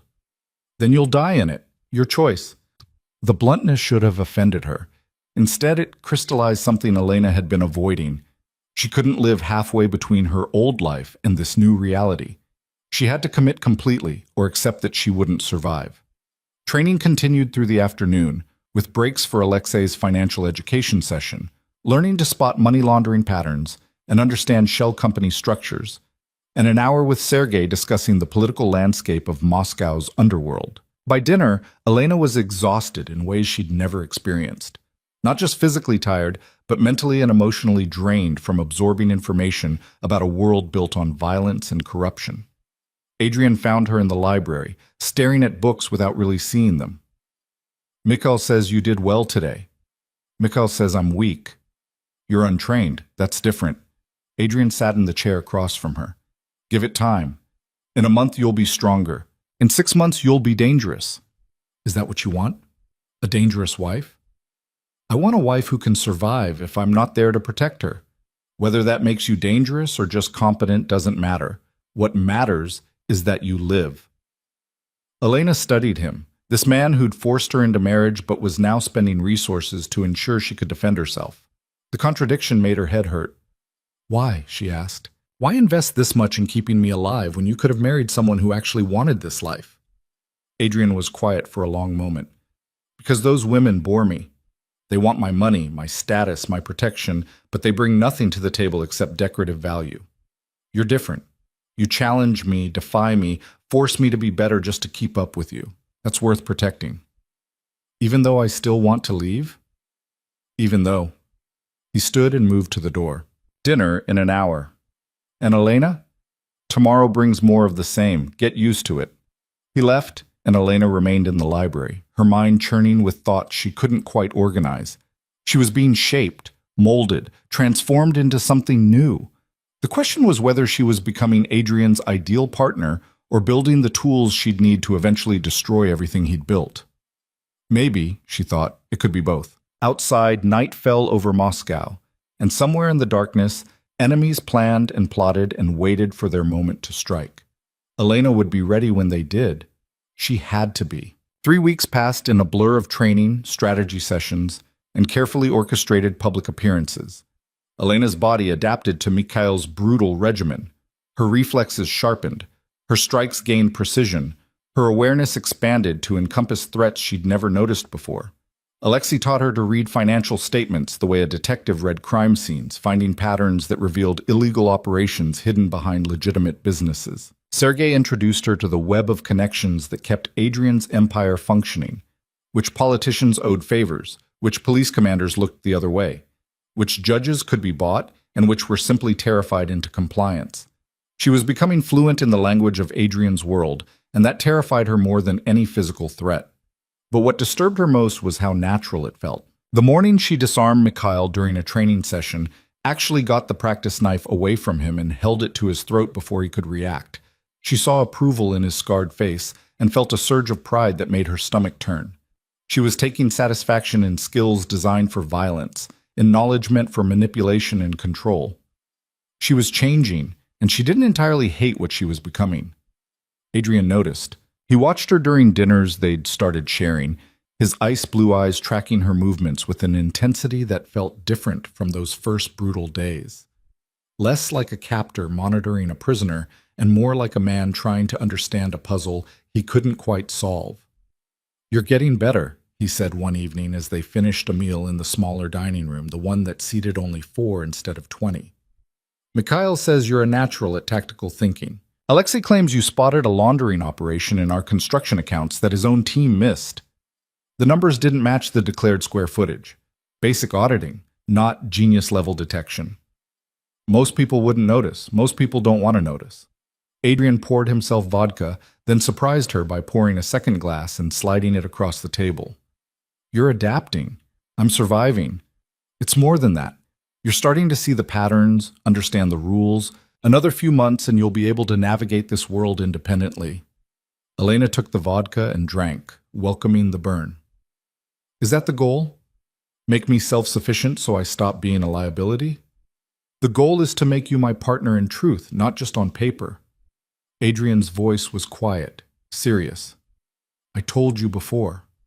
I don't want an obedient wife. I want someone who can stand beside me when things fall apart, who can make decisions when I'm not available, who can protect what we've built if I'm not there to protect it myself. We haven't built anything. You built this empire. I'm just learning to exist in it without getting killed." "Not true. You've already changed how my captains operate. Dmitry restructured his southern territories after you pointed out the vulnerability in his distribution network. Alexei implemented the auditing protocols you suggested. Even Mikhail adjusted security rotations based on your observations about patrol patterns." Elena stared at him. She'd mentioned those things in casual conversation, not expecting anyone to actually implement her ideas. "I didn't think anyone was listening." "They're always listening. You're my wife. Your opinions carry weight, whether you intend them to or not." Adrian leaned forward. "That's what I've been trying to make you understand, Elena. You have power here, real power. The question is whether you'll learn to use it." Before she could respond, Mikhail entered without knocking, a breach of protocol that meant something was seriously wrong. "Boss, we have a situation. Konstantin Fedorov just made a move." Adrian was on his feet instantly. "What kind of move?" "He hit one of our warehouses near the port, killed 3 guards, stole a shipment worth 2 million euros, and left a message specifically for you." Mikhail's expression was grim. "He wants a meeting. Tomorrow night, neutral territory. Just you and him." "It's a trap," Elena said before she could stop herself. Both men looked at her. "He attacks your assets, kills your people, then requests a private meeting? He's either planning to kill you there, or he wants you distracted while his people hit something more valuable." Mikhail's eyebrow rose. "That's exactly what I was going to say." "Because it's obvious," Elena continued, her mind racing through possibilities. "The question is what he's really after. If he wanted you dead, there are easier ways than a face-to-face meeting. So either the meeting itself is bait for a larger trap, or he wants something from you and the attack was just to prove he's serious about getting it." Adrian's smile was razor-thin. "What do you think he wants?" "Me." The word came out flat and certain. "He approached me at the gala specifically. He mentioned my father, the marriage, welcomed me to the business. He was establishing that he knows who I am and sees me as valuable. Now he's demonstrated he can hurt your organization and wants to negotiate. The simplest explanation is that he's offering a trade, something you want in exchange for something he wants. And the thing he wants is leverage over both you and my father. Silence filled the room. Mikhail looked at Adrian, waiting for orders. Adrian looked at Elena with an expression she couldn't quite read. "You've learned more than I realized," he said quietly. "Is she right?" Mikhail asked. "Probably. Konstantin isn't subtle. He wants Elena to know she's in play, wants me rattled enough to make mistakes." Adrian pulled out his phone and started typing. "Double security on the estate. Put surveillance on Konstantin's known associates in Moscow. And set up the meeting for tomorrow night, but not where he suggested. I choose the location." "You're actually going?" Elena asked, alarmed. "I have to. Refusing makes me look weak, and weakness invites more attacks. But we do it on my terms, my ground, with enough backup that if it turns violent, we end this quickly." Adrian's eyes found hers. "You stay here. Maximum security protocols. If this is about getting to you, I want you somewhere he can't reach." "What if it's not a trap? What if he actually wants to negotiate?" "Then we negotiate, but we do it with guns pointed at each other, because that's how trust works in this world." Mikhail left to implement Adrian's orders. Elena remained seated, her mind still analyzing angles and possibilities. "You're thinking something," Adrian observed. "Tell me." "If Konstantin really wants me as leverage, hiding me here just delays the inevitable. He'll keep escalating, more attacks, more deaths, until you give him an opening. But if you bring me to the meeting, show him I'm protected, make it clear that taking me means war with your entire organization." She trailed off, seeing his expression darken. "Absolutely not. You're not going anywhere near Konstantin Fedorov. I'm not suggesting I actually attend. I'm suggesting you make him think I might. Use me as bait to expose his real plan." "No." The word was final, absolute. "I won't risk you like that. You risk your captains all the time. You send them into dangerous situations because that's how your business works. They chose this life. You didn't. Neither did I choose to be safe while other people die because Konstantin wants to play games with me as the prize." Elena stood, surprised by her own vehemence. "I'm tired of being a passive piece on someone else's chessboard. If I have power here like you claim, then let me use it." Adrian moved around the table until he stood directly in front of her, his presence overwhelming. "You want to help? Fine. Tell me everything you know about Konstantin's connection to your father. Every deal, every meeting, every conversation Sergei ever mentioned about him." Elena thought back, pulling up memories from years ago. They did business in the early 2000s. Import-export arrangements, mostly legitimate. My father mentioned once that Konstantin helped him establish connections in Ukraine and Belarus. But then something happened. I was maybe 15, and Sergei stopped mentioning his name entirely. I asked about it once, and he said only that some partnerships outlived their usefulness. Did your father ever say what caused the split? No. But I remember him being angry for months afterward. Not the cold anger he usually showed, something personal, like he'd been betrayed. Adrian pulled out his phone and made a call. "Alexei? I need you to dig into Sergei Markova's business history from 2005 to 2010, specifically any deals involving Konstantin Fedorov. I want to know what went wrong between them. Yes, tonight. This is priority 1. He ended the call and looked at Elena. "If your father and Konstantin had a falling out, that explains why he's targeting you specifically.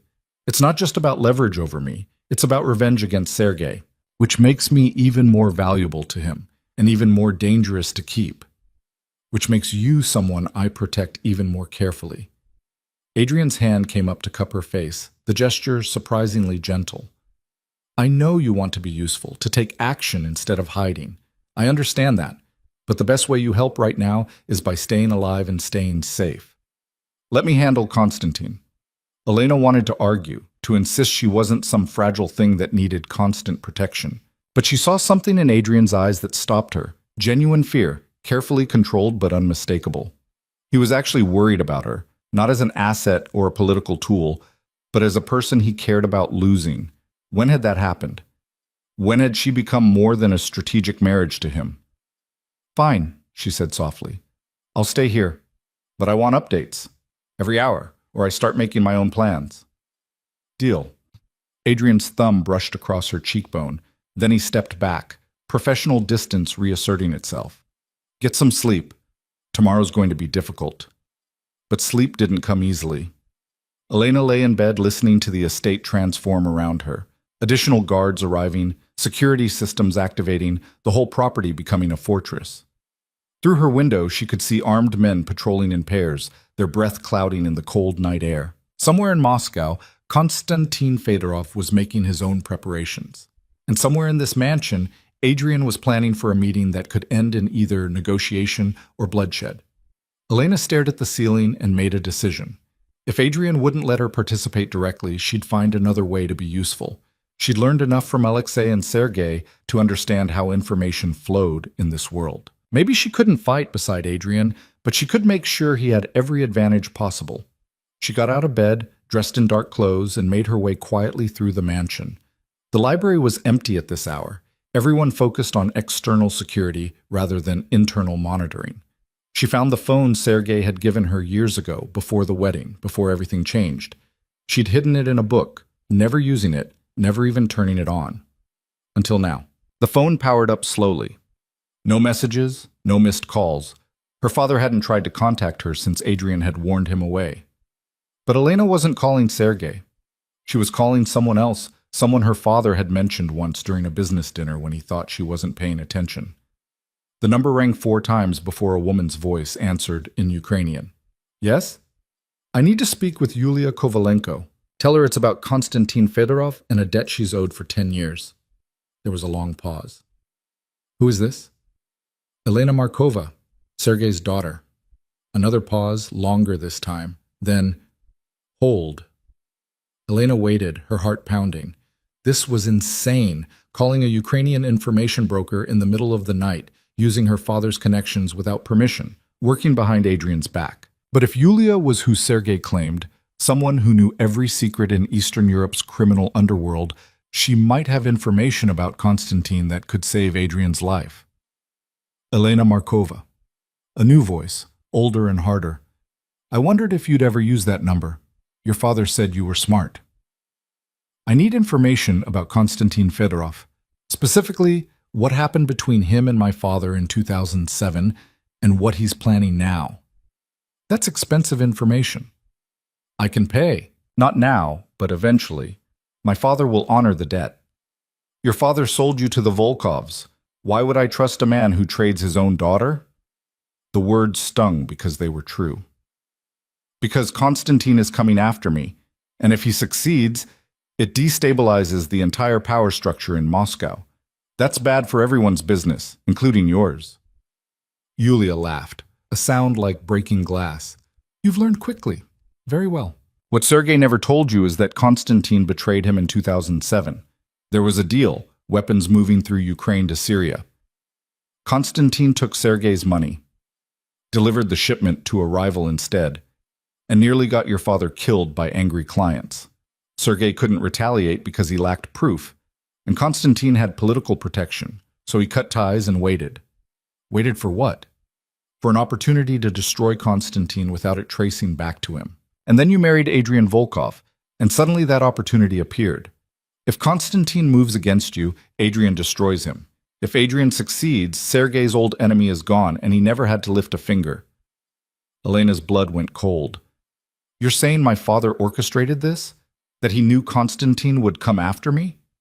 I'm saying your father is a strategic thinker who understands how to use every piece on the board, including his daughter. Yulia's voice softened slightly. As for what Konstantin is planning, my sources say he wants you alive, not dead. He's going to offer Adrian a trade, you, unharmed, in exchange for territory in the southern districts, and a formal apology for the Kuznetsov incident. He thinks Adrian values you enough to negotiate. Will Adrian agree? That depends on whether he loves his empire more than he loves his wife. Most men choose the empire. Yulia paused. But Adrian Volkov isn't most men. He might surprise you. If Konstantin gets me, what happens? He keeps you until your father pays an obscene ransom. His real target was always Sergei, not Adrian.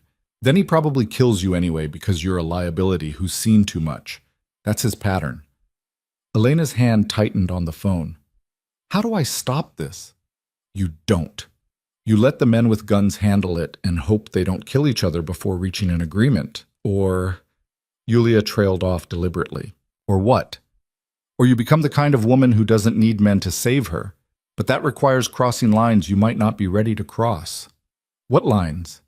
The ones between victim and participant, between bystander and player, between the woman you were and the woman this life demands you become. Yulia's voice turned cold.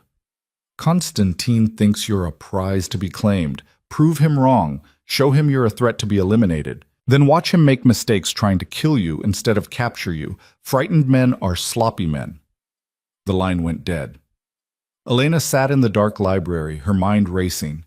Everything Yulia had said aligned with what she'd already suspected, that she was a pawn in a larger game, that her father had used her strategically, that Constantine saw her as valuable specifically because taking her would hurt multiple enemies at once. But Yulia had also suggested something else. That Elena could transform from target to threat, could change the equation entirely by becoming dangerous instead of vulnerable. The question was how. She returned to her room and spent the rest of the night planning. By the time dawn broke, she knew exactly what she had to do. It was risky, possibly suicidal, and Adrian would be absolutely furious, which meant it was probably the right move. Morning came with unusual quiet. Elena found Adrian in his study, surrounded by maps and security reports, looking like he hadn't slept at all. "The meeting is set for tonight," he said without preamble. "Abandoned factory in the industrial district. My men will have every approach covered. Constantine agreed to bring only 2 guards if I do the same." "He's lying." "Of course he's lying, but so am I. We'll have 20 men positioned within strike distance." Adrian looked up, his eyes bloodshot and tired. "This ends tonight, one way or another." "I spoke with someone last night, an information broker named Yulia Kovalenko." Adrian's expression froze. "How do you even know that name?" "My father mentioned her once. I called her, asked about Constantine. She told me things you need to know." "Elena, Yulia Kovalenko is one of the most dangerous people in Eastern Europe. She sells information to the highest bidder and has no loyalty to anyone. Calling her was necessary and productive. She confirmed that Constantine wants me alive, that he's planning to trade me for territory and concessions, and that my father probably anticipated this entire situation when he arranged our marriage." Adrian stood slowly, his entire body radiating controlled fury. "Sergei set this up? He deliberately put you in Constantine's crosshairs?" "She thinks so. And it makes sense. Eliminate an old enemy using his son-in-law's resources while keeping his own hands clean." "I'm going to kill him." The words were spoken calmly, factually, like someone noting the weather. "After I deal with Constantine, I'm going to kill your father. Get in line. I have my own plans for Sergei once this is over." Elena moved closer. "But right now, we focus on Constantine. Yulia said he'll try to take me because he thinks you value me enough to negotiate. We need to make him believe he can't have me, that attempting to capture me will cost him everything. I'm already making that clear. Every criminal in Moscow knows that touching you means war. Words aren't enough. He needs to see it, needs to believe it in his bones." Elena took a breath. "I'm coming to the meeting." "Absolutely not. Listen to me. If I stay here, hidden and protected, I'm still a prize he can pursue later. But if I attend the meeting, if I stand beside you as your equal partner, if I demonstrate that I'm not some helpless asset he can claim, that changes the calculation. He has to decide whether trying to take me is worth facing both of us. He'll try to take you the moment he sees you. This isn't about changing his mind, it's about preventing him from acting. Then let him try, and let me show him what happens when he does." Adrian stared at her like she'd lost her mind. "You've had 3 weeks of training. Constantine's men are professionals who've killed dozens of people. You wouldn't last 10 seconds in a real fight." "I don't need to win a fight. I just need to prove I'm not afraid to have one." Elena held his gaze. "You said you wanted a partner, someone who could stand beside you when things fall apart. This is me standing. Are you going to let me, or was that just talk?" "This is different. This is you volunteering to walk into a death trap. Every day in your world is a death trap. I can't spend the rest of my life hiding from it." She reached out and took his hand, surprising herself with the gesture. "Trust me, Adrian. Trust that I've learned something from all those training sessions and strategy lessons. Trust that I understand the risk, and I'm choosing this anyway. Adrian's jaw worked as he fought some internal battle. Finally, he pulled her close, his forehead resting against hers. "If anything happens to you," he said quietly, "I will burn down everything Constantine has ever loved. I will make him watch his empire collapse, his family suffer, his name become synonymous with failure and pain, and then only then will I let him die. Nothing's going to happen to me. You'll be there." "Damn right I will." Adrian pulled back, his expression set with grim determination. "Fine, you come, but you wear a vest, you stay behind me at all times, and at the first sign of trouble you run. No heroics, no standing your ground. You run and let my men handle it. Agreed?" "Agreed." He called Mikhail, who appeared within seconds, as if he'd been waiting outside the door. "Change of plans," Adrian said. "Elena attends the meeting tonight. I want her equipped with appropriate protection and a weapon she can actually use. Make it something simple, nothing she can fumble under pressure."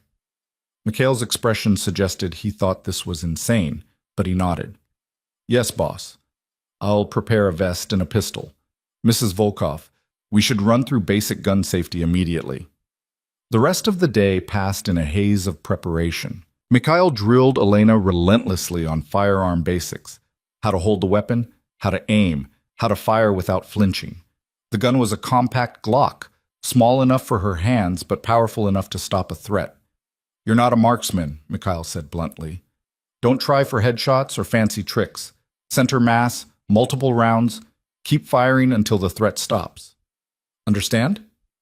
"Center mass, multiple rounds," Elena repeated, her hand steady despite the fear churning in her gut. "And remember, this is last resort. Your first job is staying alive, not being a hero." By evening, Elena was as ready as 3 weeks of training could make her. She dressed in dark pants and a fitted jacket that concealed the bulletproof vest underneath. The Glock sat in a holster at her hip, feeling both alien and oddly comforting. Adrian found her in the hallway, his own vest visible under his tailored coat. For a moment they just looked at each other, two people who'd been strangers a month ago, now preparing to face death together. "Last chance to change your mind," Adrian said. "Not changing it." "Then stay close to me. Whatever happens, we face it together." They walked out to the waiting car, surrounded by guards who would follow in separate vehicles. The drive to the industrial district took 30 minutes through increasingly desolate areas of Moscow. Abandoned factories, empty warehouses, streets that looked like civilization had given up on them. The meeting place was a massive factory that had once produced automotive parts. Now it was just rusting metal and shattered windows, a monument to economic collapse. Adrian's men had arrived hours earlier, taking positions on rooftops and in adjacent buildings. Mikhail reported their status via earpiece as the car stopped in front of the factory's main entrance. "All positions confirmed. No sign of additional forces from Constantine yet, but we're watching." Adrian turned to Elena. "Ready?" She nodded, not trusting her voice. They exited the car together.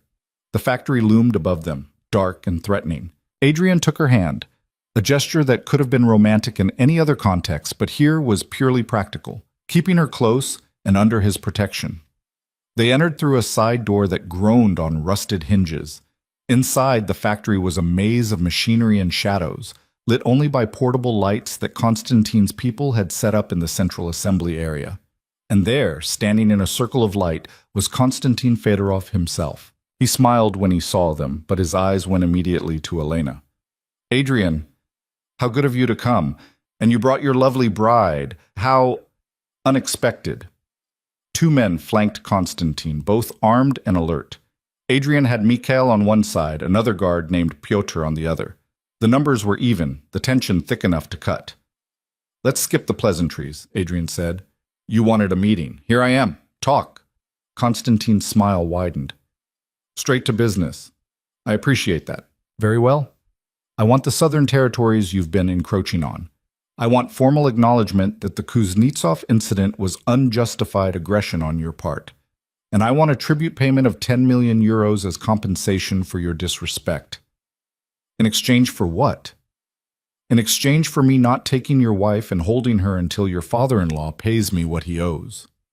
Konstantin's eyes found Elena again. "Hello, my dear. Did Sergei ever mention why he and I stopped doing business?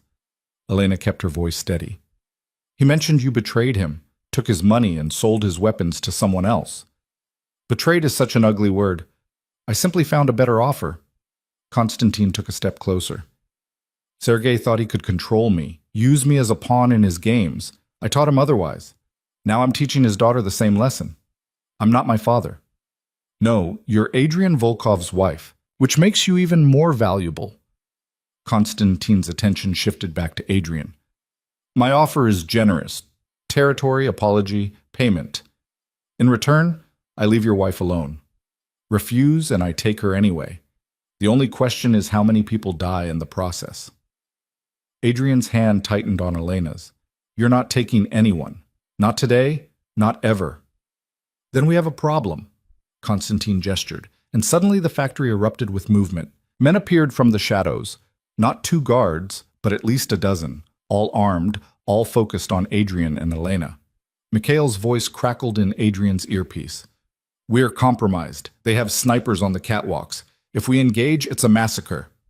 Adrian didn't flinch, didn't show fear. He simply looked at Konstantin with cold contempt. You think superior numbers change anything? My men have this entire factory surrounded. One word from me and your people are dead before they clear the exits. But not before they kill you. And her. Konstantin's smile was vicious now. That's the difference between us, Adrian. I'm willing to die to destroy you. Are you willing to let her die to preserve your pride? The moment stretched, taut and terrible. Elena could feel Adrian's pulse hammering where their hands joined, could sense him calculating odds and outcomes. Then she did something that surprised everyone, including herself. She stepped forward, putting herself between Adrian and Konstantin. Stop, she said, her voice carrying across the factory floor. Both of you, stop treating me like I'm a trophy to be won or a tool to be used. I'm neither. Konstantin laughed. And what are you then? I'm the woman who's tired of men deciding her fate. Elena's hand moved to her hip, resting on the Glock. You want territory, Konstantin? Take it. You want an apology? Draft one yourself. But you don't get me. Not as a hostage, not as leverage, not as revenge against my father. I belong to myself. Brave words from someone surrounded by my guns. True words from someone who's finally figured out the game. Elena's smile was sharp. You need me alive to have value, which means you won't shoot me, but I have no such restrictions. She drew the Glock in one smooth motion, exactly as Mikhail had taught her, and aimed it directly at Konstantin's chest. The factory went silent. Every gun swung toward Elena, but none fired. Konstantin stared at her with genuine surprise. You think you're frightening me with that toy? I think I'm showing you what happens when you underestimate the wrong person. Elena's hands were rock steady, muscle memory from endless training sessions taking over. Adrian is right. Your men are surrounded, but I'm betting you didn't plan for this. Didn't plan for the scared little bride to grow teeth and claws. Didn't plan for me to choose fighting over running. Adrian's voice was low and dangerous. Elena, what are you doing? Changing the equation. She didn't take her eyes off Konstantin. Here's my counteroffer. You leave Moscow tonight. You withdraw from any territory that borders Volkov operations, and you never, ever mention my name again. In exchange, I don't pull this trigger and Adrian doesn't give the order that turns this factory into your tomb. Konstantin's face had gone pale. You're bluffing. Try me. The standoff held for an eternal moment. Then Konstantin's hand moved, not toward a weapon, but up in a signal to his men. Stand down, he said quietly. Sir? One of his guards protested. I said stand down. Konstantin's eyes never left Elena's. You've made your point, Mrs. Volkov. You're not the helpless pawn I thought you were. No, I'm not. Elena lowered her weapon but didn't holster it. Do we have an agreement? We have a temporary cessation of hostilities. Consider yourself fortunate that I'm more interested in staying alive than in teaching you humility. Konstantin turned to Adrian. Your wife has more spine than you deserve. Don't waste it. He walked toward the exit, his men falling into formation around him. Within minutes, the factory was empty except for Adrian's people. The moment they were gone, Elena's hands started shaking. Adrian caught the gun before she dropped it. engaging the safety and holstering it for her. That, he said, his voice rough with emotion, was either the bravest or stupidest thing I've ever witnessed. Possibly both. Did it work? You faced down a rival boss with a gun you barely know how to use and came out alive. Yes, Elena. It worked. He pulled her into his arms, holding her so tightly she could barely breathe. Don't ever do that again. Oh, I thought you wanted a partner who could stand beside you. I do, but I also want that partner to survive. Adrian pulled back enough to look at her face. You were magnificent. Terrifying, but magnificent. Mikhail approached, his expression somewhere between approval and disbelief. The men are sweeping the factory. Konstantin's people are gone. We're clear. Good. Get everyone back to the estate. We celebrate tonight. Elena's first successful negotiation deserves recognition. As they walked back to the car, Elena felt something fundamental shift inside her. She'd faced death and didn't flinch. She'd stared down a predator and made him back away. She'd stopped being a victim and become something else entirely. She'd become exactly what this world demanded, someone who could walk through fire without burning. Adrian helped her into the car, then slid in beside her. As they pulled away from the factory, he took her hand again. I meant what I said, he told her. You were magnificent. I was terrified. The two aren't mutually exclusive. Adrian's thumb traced circles on her palm. You crossed a line tonight, Elena. There's no going back from it. You're part of this world now, not as my wife, but as a player in your own right. Is that what you wanted? It's what you needed to become to survive. What I want... He trailed off, then continued quietly. What I want is for you to choose to stay because you want to, not because you're trapped. But that's a conversation for another day. Elena leaned back against the seat, exhaustion finally catching up with her. She'd survived her first real confrontation, had proven herself capable of more than she'd imagined. But she'd also discovered something unsettling. Part of her had enjoyed it. The adrenaline, the power, the moment when Konstantin's certainty cracked, and she saw real fear in his eyes. She was changing, becoming someone she didn't fully recognize. The question was whether that person was who she wanted to be, or simply who she had to be to survive in Adrian's world. The estate appeared ahead, lit up like a fortress. Home, if she could call it that. Prison, if she was being honest. Or maybe, she thought as Adrian helped her out of the car, it was something else entirely.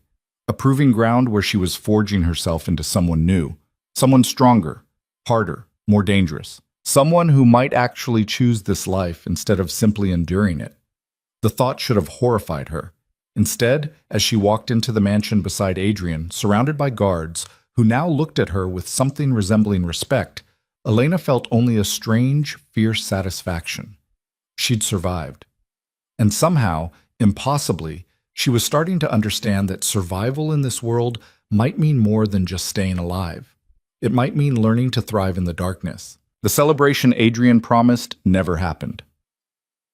They'd barely returned to the estate when Mikhail received a call that drained the color from his scarred face. He pulled Adrian aside, spoke in urgent whispers, and within minutes the entire atmosphere shifted from triumph to crisis. Elena watched from the hallway as Adrian's captains assembled in his study, their expressions grim. Something had gone catastrophically wrong, and whatever brief moment of victory she'd claimed at the factory was about to be crushed under a new threat. Adrian emerged 20 minutes later, his face a mask of controlled fury. Konstantin didn't leave Moscow, he said without preamble. He went directly to the Chechen syndicate and offered them a deal.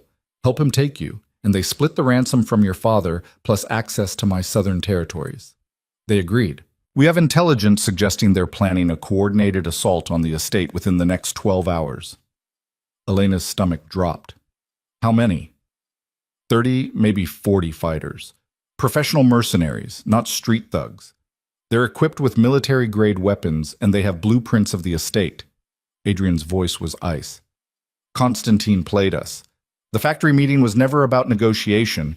It was about confirming you were worth the risk of total war.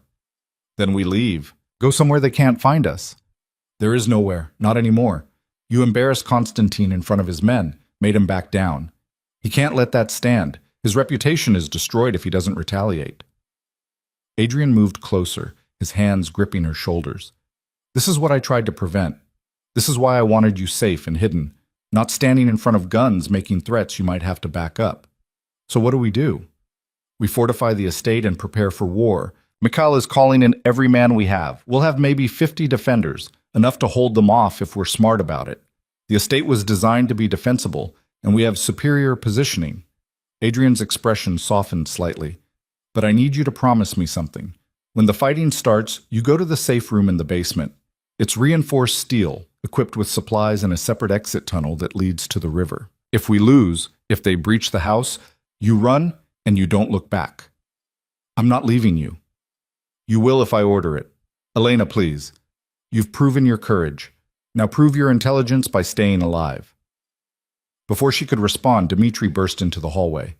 Boss, we have a problem. Someone just breached the outer perimeter. Single person, unarmed, requesting to speak with Mrs. Volkov. Adrian's hand went to his weapon. Identity? Says his name is Viktor Sokolov, the forger from St. Petersburg. Elena's breath caught. Viktor, the man who'd helped her escape, who'd provided documents and safe passage. What was he doing here now? Bring him in, Adrian ordered. Carefully. If he's wired or carrying anything suspicious, shoot him. 5 minutes later, Viktor was escorted into the study by 3 armed guards. He looked older than Elena remembered, his face lined with exhaustion and something that looked like fear. Mrs. Volkov, he said, nodding respectfully. Then to Adrian. Mr. Volkov, thank you for not killing me on sight. That can still be arranged, Adrian said coldly. You helped my wife run from me. Give me one reason I shouldn't put a bullet in your head right now. Because I'm here to warn you about something worse than Konstantin Fedorov. Viktor's eyes found Elena's. I'm sorry. I didn't know what Sergei was planning when I helped you. I thought it was just a daughter escaping an arranged marriage. I didn't realize it was part of a larger game. What are you talking about? Elena asked. Your father. He orchestrated everything, the marriage, Konstantin's interest in you, probably even tonight's attack.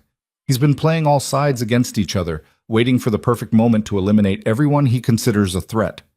Viktor pulled a USB drive from his pocket and set it on Adrian's desk. This contains recordings of conversations between Sergei and Konstantin over the past 3 months. They planned this together. The attack tonight isn't just Konstantin's revenge. It's your father's way of getting rid of both you and Adrian while enriching himself in the process. Adrian grabbed the USB drive and plugged it into his computer. Audio files appeared and he clicked the first one. Sergei's voice filled the room, speaking Russian with Konstantin. The girl is expendable once she's served her purpose. When Adrian is dead and the Volkov organization is in chaos, we split his territories. You get the north, I take the south.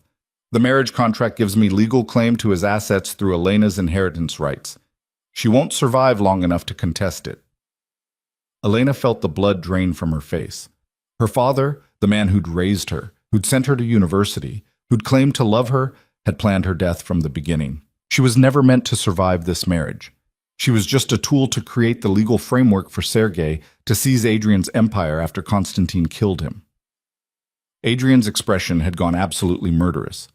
He played 2 more recordings, each one revealing another layer of Sergei's betrayal. The alliance with Konstantin, the arrangements with the Chechen syndicate, even the timing of tonight's attack, all orchestrated by Sergei Markova. Why are you telling us this? Adrian asked Viktor, his voice deadly quiet. Because I owed Sergei a debt, and I paid it by helping Elena. But I don't owe him my soul. What he's planning, sacrificing his own daughter for money and power, that crosses a line even in our world. Viktor looked at Elena. I have a daughter your age. I can't stand by and watch a father destroy his child for profit. Where is Sergei now? Elena heard herself ask, surprised by how steady her voice sounded. In his compound outside St. Petersburg, he's waiting for news of tonight's attack. Once he confirms both you and Adrian are dead, he'll move to claim the Volkov assets and consolidate his position. Viktor paused. You have maybe 6 hours before the Chechens arrive. Not enough time to run, barely enough time to prepare. Adrian stood abruptly, his mind clearly racing through options. Mikhail, get in here. The security chief appeared instantly. Adrian played him the recordings, watched his expression darken with each revelation.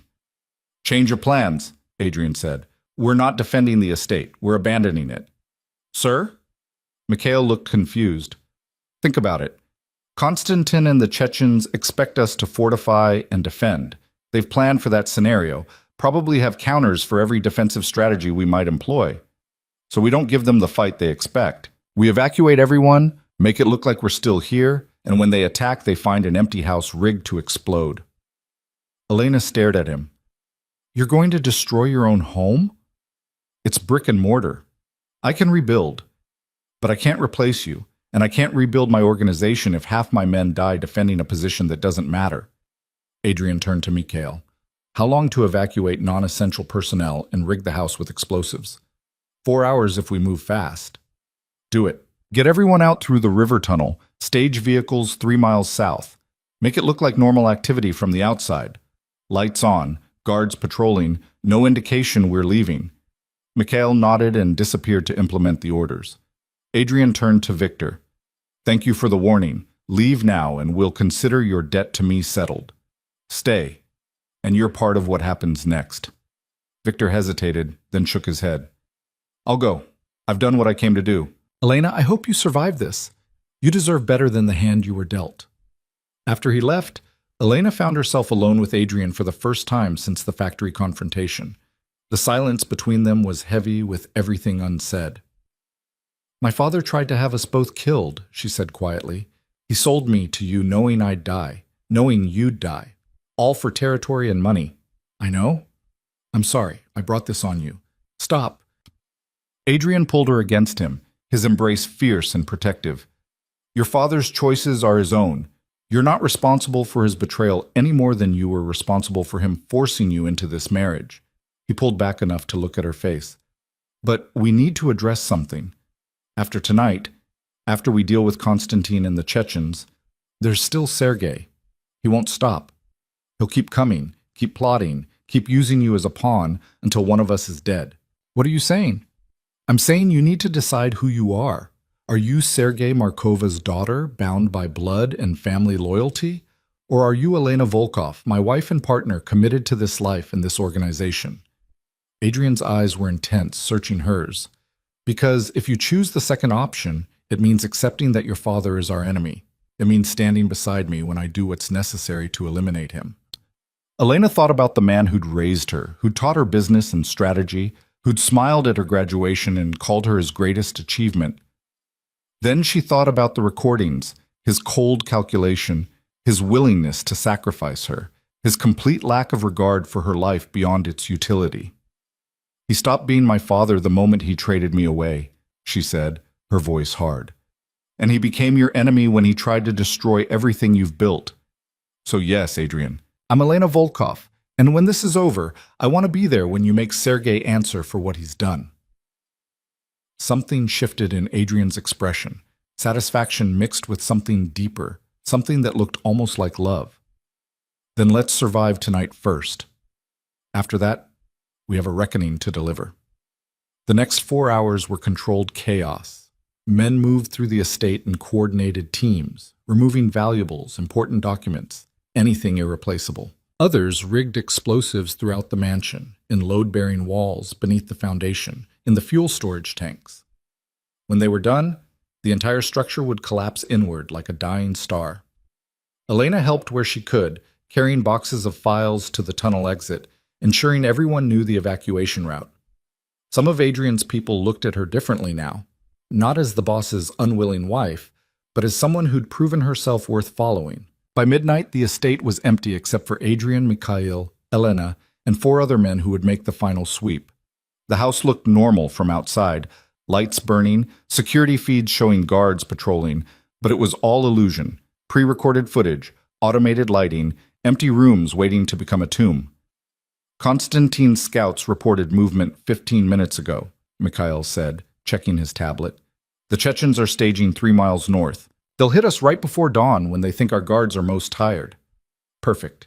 Adrian pulled up a map on his phone. We'll watch from the southern ridge. When they breach the house, we detonate. The explosion should take out most of their force. Any survivors, we clean up. And then? Elena asked. Then we go to St. Petersburg and visit your father. They exited through the tunnel, a narrow passage that smelled of damp earth and old stone. It led to a concealed exit near the river, where vehicles waited in darkness. Adrian's entire organization, 50 men, their families, everyone who depended on the Volkov Empire, had relocated to safe houses throughout Moscow. The southern ridge overlooked the estate from a distance of half a mile. Perfect visibility, perfect safety. Adrian's men set up observation equipment while Elena sat beside him in the back of an armored SUV, watching the home that had been her prison and her proving ground. "Are you okay?" Adrian asked quietly. "I should be devastated. That's my home you're about to destroy. It was never your home. It was a cage I forced you into. It became something more. Something I don't have words for yet." Elena leaned against him, drawing comfort from his solid presence. "But yes, I'm okay. This is just a building. What matters is surviving what comes next." Dawn approached slowly, the sky lightening from black to gray. Then Mikhail's radio crackled. "Movement on the north perimeter. Multiple vehicles, 40-plus combatants. They're breaching the gate now." Through the observation scope, Elena watched black-clad figures pour through the estate gates. They moved with military precision, spreading out to cover all approaches to the mansion. Konstantin was somewhere among them. She couldn't see his face, but she knew he was there, probably savoring what he thought would be his victory. The attackers reached the mansion's entrance. Flashbang grenades shattered windows. Men poured inside, weapons ready, expecting resistance that never came. "Give them 60 seconds, Adrian said calmly, his finger hovering over the detonator. "Let them get deep into the structure." Elena counted silently. 58, 59, 60. Adrian pressed the button. The explosion was massive, a rolling thunderclap that turned the mansion into an expanding fireball. The blast wave shook their vehicle even at half a mile distance. The entire structure collapsed inward, taking everyone inside with it. Secondary explosions followed as fuel tanks ignited, creating a mushroom cloud of fire and debris that lit up the pre-dawn sky. Through the scope, Elena saw bodies thrown clear by the blast, saw vehicles overturned, saw the careful assault plan dissolve into chaos and death. The men who'd survived the initial explosion were disoriented, wounded, trying to retreat to their staging area. "Now," Adrian said into his radio. His forces moved from concealed positions around the estate perimeter. The surviving attackers were caught in crossfire, cut down before they could organize a defense. The battle lasted less than 5 minutes. By the time the sun fully rose, it was over. Mikhail's voice came through the radio. "Konstantin is dead. Confirmed visual. The Chechen leadership is requesting immediate ceasefire and withdrawal. What are your orders?" "Let them withdraw," Adrian replied. "They were hired help, not decision-makers. Konstantin was the threat. With him gone, they have no reason to continue."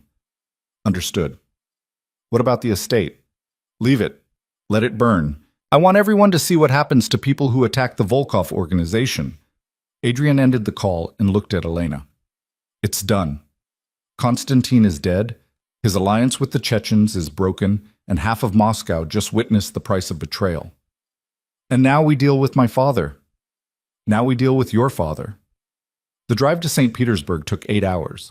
They used the time to plan, to coordinate with contacts in the city, to gather intelligence on Sergei's compound and defenses. By the time they arrived, it was late afternoon, and Adrian had a complete tactical picture.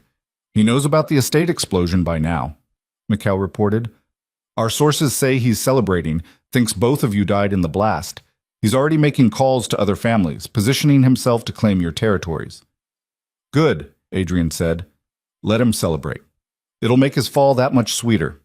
Sergei's compound was smaller than Adrian's estate had been, but well defended. Guards patrolled the perimeter, cameras covered every approach, and the main house was built like a fortress.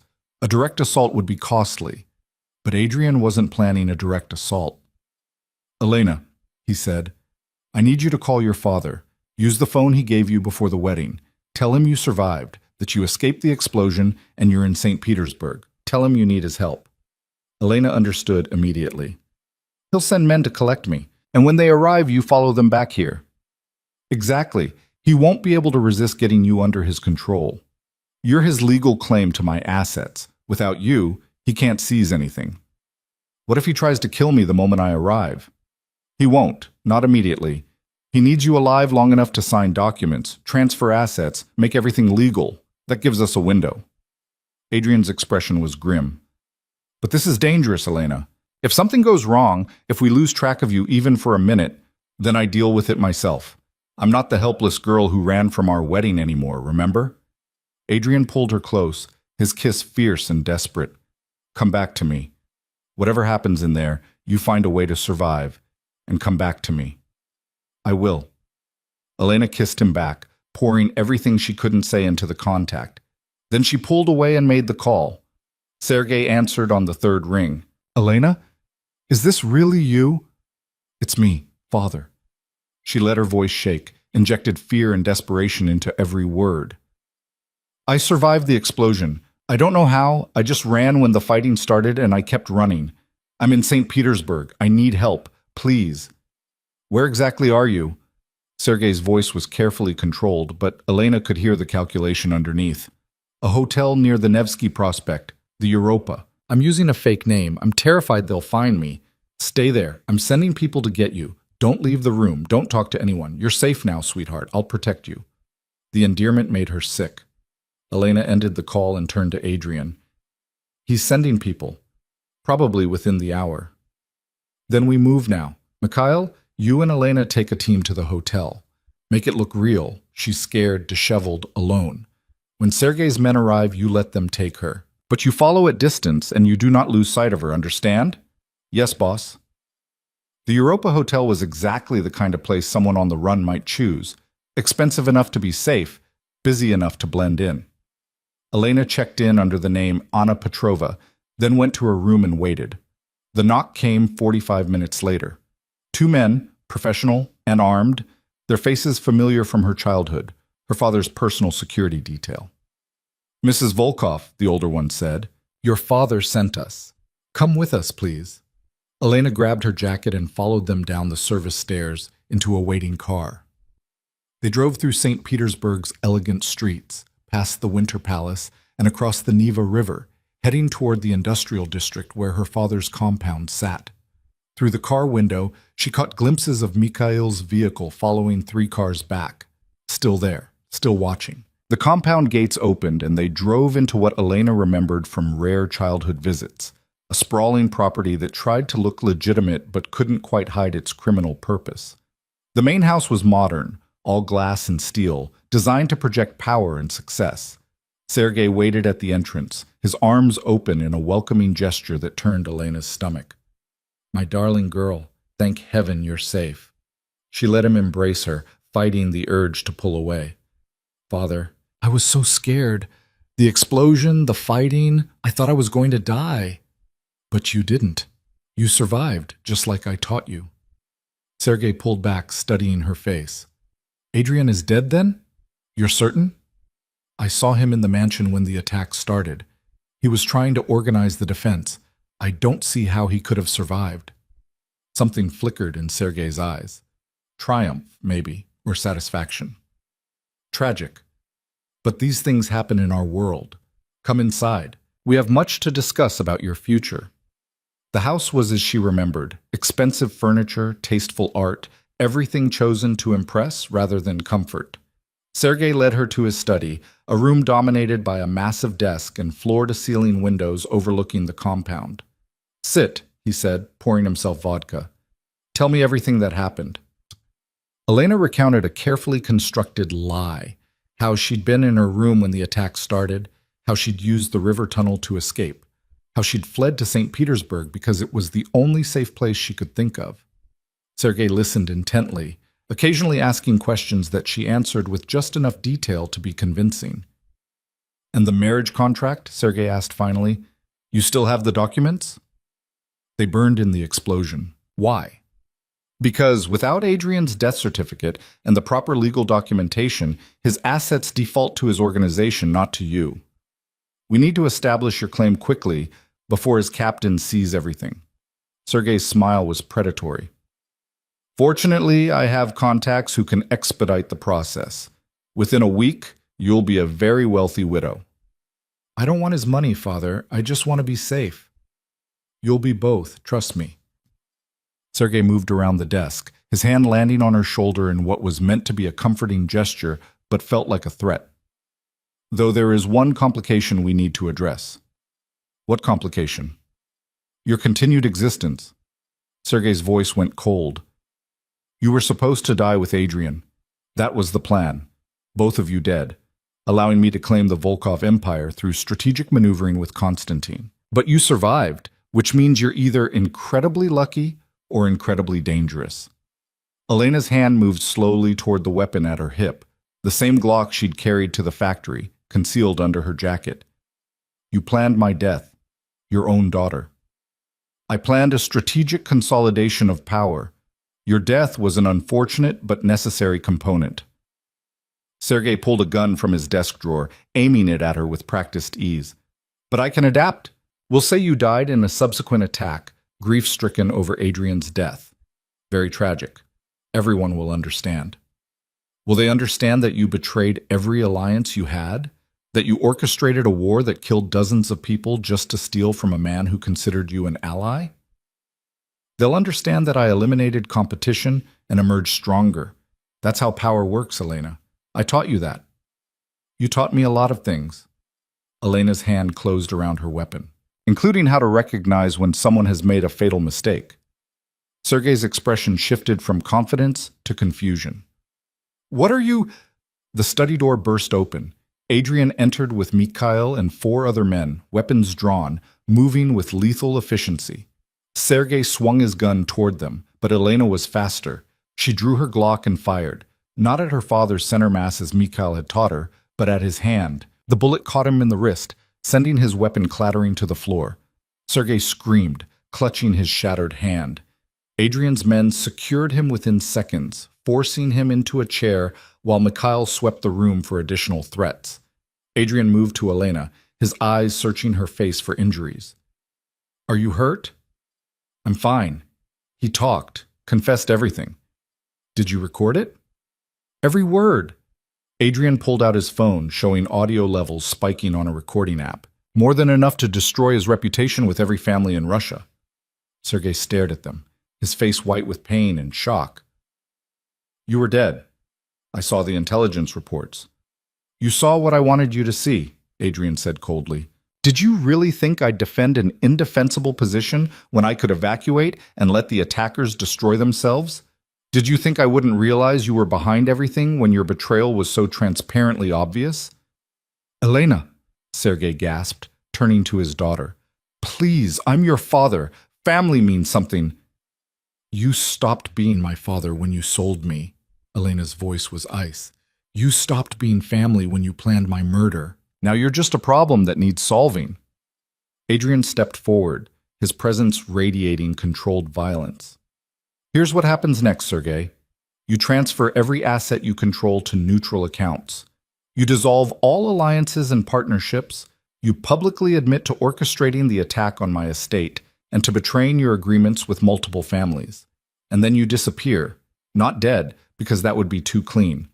Alive, but stripped of everything you value. Power, money, reputation, respect. You'll live long enough to watch everything you built collapse around you. And if I refuse, then I kill you now and let Elena inherit your empire. Either way, you lose. The only question is whether you lose everything or lose everything, plus your life. Sergei looked between them, his daughter, who stared at him with cold contempt, and Adrian, who held his future in merciless hands. Whatever he saw there made him slump in defeat. I'll sign whatever you want. Good. Adrian nodded to Mikhail, who produced documents already prepared. These transfer your assets to Elena. She can decide what to do with them later. Sergei signed with his uninjured hand, his blood staining the papers. When he finished, Adrian collected the documents and stepped back.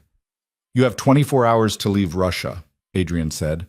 After that, there's a bounty on your head that every criminal in Eastern Europe will be racing to collect. I suggest you run far and fast. What about medical attention? Sergei clutched his bleeding hand. That's your problem now. You're not my responsibility, not my ally, not anything except a cautionary tale about what happens when you betray the Volkov organization. Adrian turned to his men. Get him out of here. Put him on a transport out of the country. I don't care where he goes as long as it's far from Russia. They dragged Sergei from the study. His protests faded as they hauled him through the house and out to a waiting vehicle. Elena watched through the window as the car disappeared through the compound gates, taking her father into exile and irrelevance. Adrian's hand found hers. "How do you feel?" Empty, relieved, angry, satisfied. Elena turned to face him. "All of it at once. Is that normal?" "There's no normal in situations like this. You just survived your father's attempt to murder you and watched him lose everything. However you feel is exactly right." Mikhail cleared his throat from the doorway. "Boss, we've secured the compound. Sergei's men surrendered without resistance once they realized what was happening. What are your orders?" "Anyone who wants to join our organization, vet them thoroughly and offer positions based on their skills. Anyone who doesn't, give them severance and send them on their way. Sergei's assets now belong to Elena. She'll decide what to do with them when she's ready." Adrian paused. "And start the process of rebuilding the Moscow estate. I want it better than before. A statement that the Volkov organization doesn't just survive attacks. We come back stronger." After Mikhail left, Elena and Adrian stood alone in the study that had been her father's center of power. Outside, the sun was setting over St. Petersburg, painting the sky in shades of gold and crimson. "So now what?" Elena asked. "We've eliminated Konstantin, exiled my father, survived an assault that should have killed us both. What comes next?" "Now we build something better.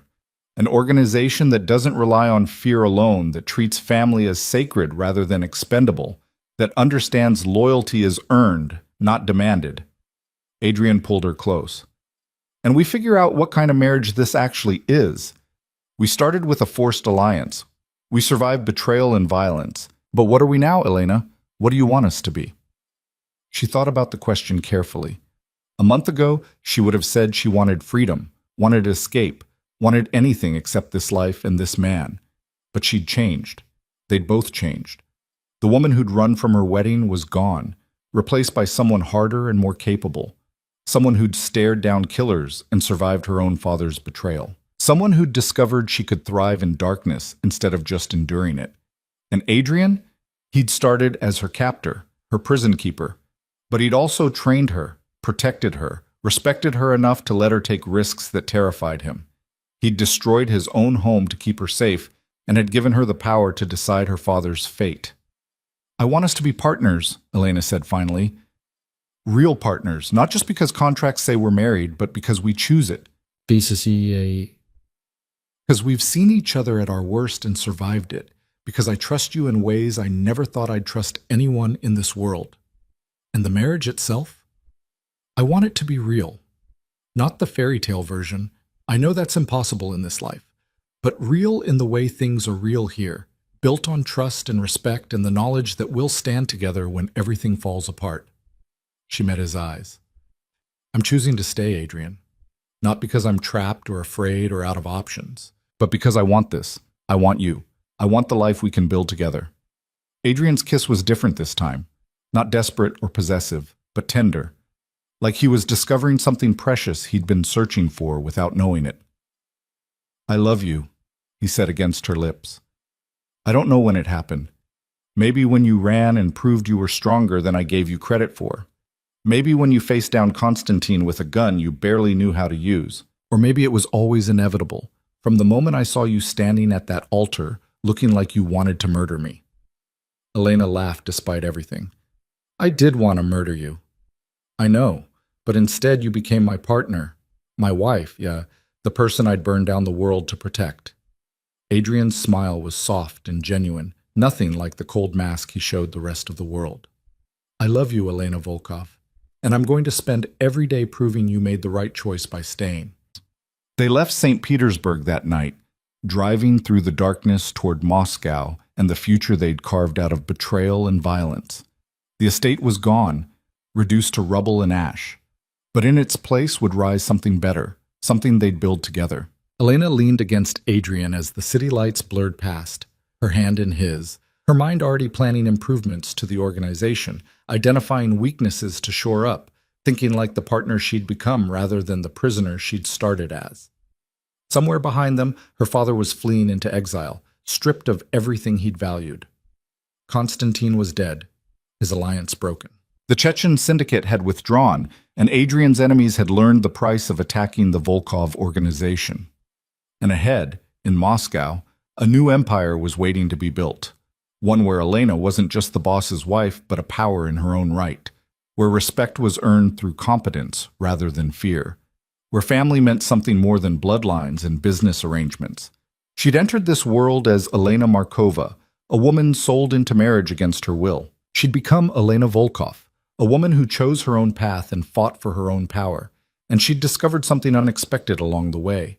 That the cage she'd feared had actually been the crucible where she forged herself into something stronger. "What are you thinking?" Adrian asked, his voice soft in the darkness. "That I'm not running anymore. Not from you, not from this life, not from anything." Elena turned to look at him, this man who'd forced her into marriage and then given her the tools to become his equal. "I'm done running, Adrian. From now on, I stand and fight." "Good." His smile was fierce and proud. "Then let's show them what we can build together. Let's make the Volkov organization something that lasts, not because people fear it, but because they believe in it." "That's ambitious." "We're ambitious people." Adrian's thumb traced circles on her palm, a gesture that had become familiar, comforting. "Besides, we've already survived the impossible. Everything else is just details." The car carried them through the night toward Moscow and the future that waited there. Behind them, the past burned. Her father's betrayal, Konstantine's assault, the mansion that had been both prison and proving ground. Ahead, the city lights beckoned with promise and possibility. Elena Volkov was going home, not to a cage, but to an empire she'd helped protect, a marriage she'd chosen to honor, and a life she'd decided to claim as her own. The runaway bride had stopped running, and in her place stood a woman who'd learned the most important lesson of all, that freedom wasn't about escaping the darkness, but about learning to walk through it with your head held high and your hand in the hand of someone who'd burned down the world to keep you safe. Moscow appeared on the horizon as dawn broke, the city waking to a new day and a new order. The Volkov organization would rebuild, stronger and better than before. Adrian and Elena would lead it together, partners in truth and not just in name. And somewhere in the ruins of the estate, among the ashes and rubble, the diamond collar Elena had worn on her wedding night lay broken and discarded, a symbol of captivity that no longer applied to a woman who'd forged her own chains into armor. She was free, not because she'd escaped, but because she'd conquered. And that made all the difference.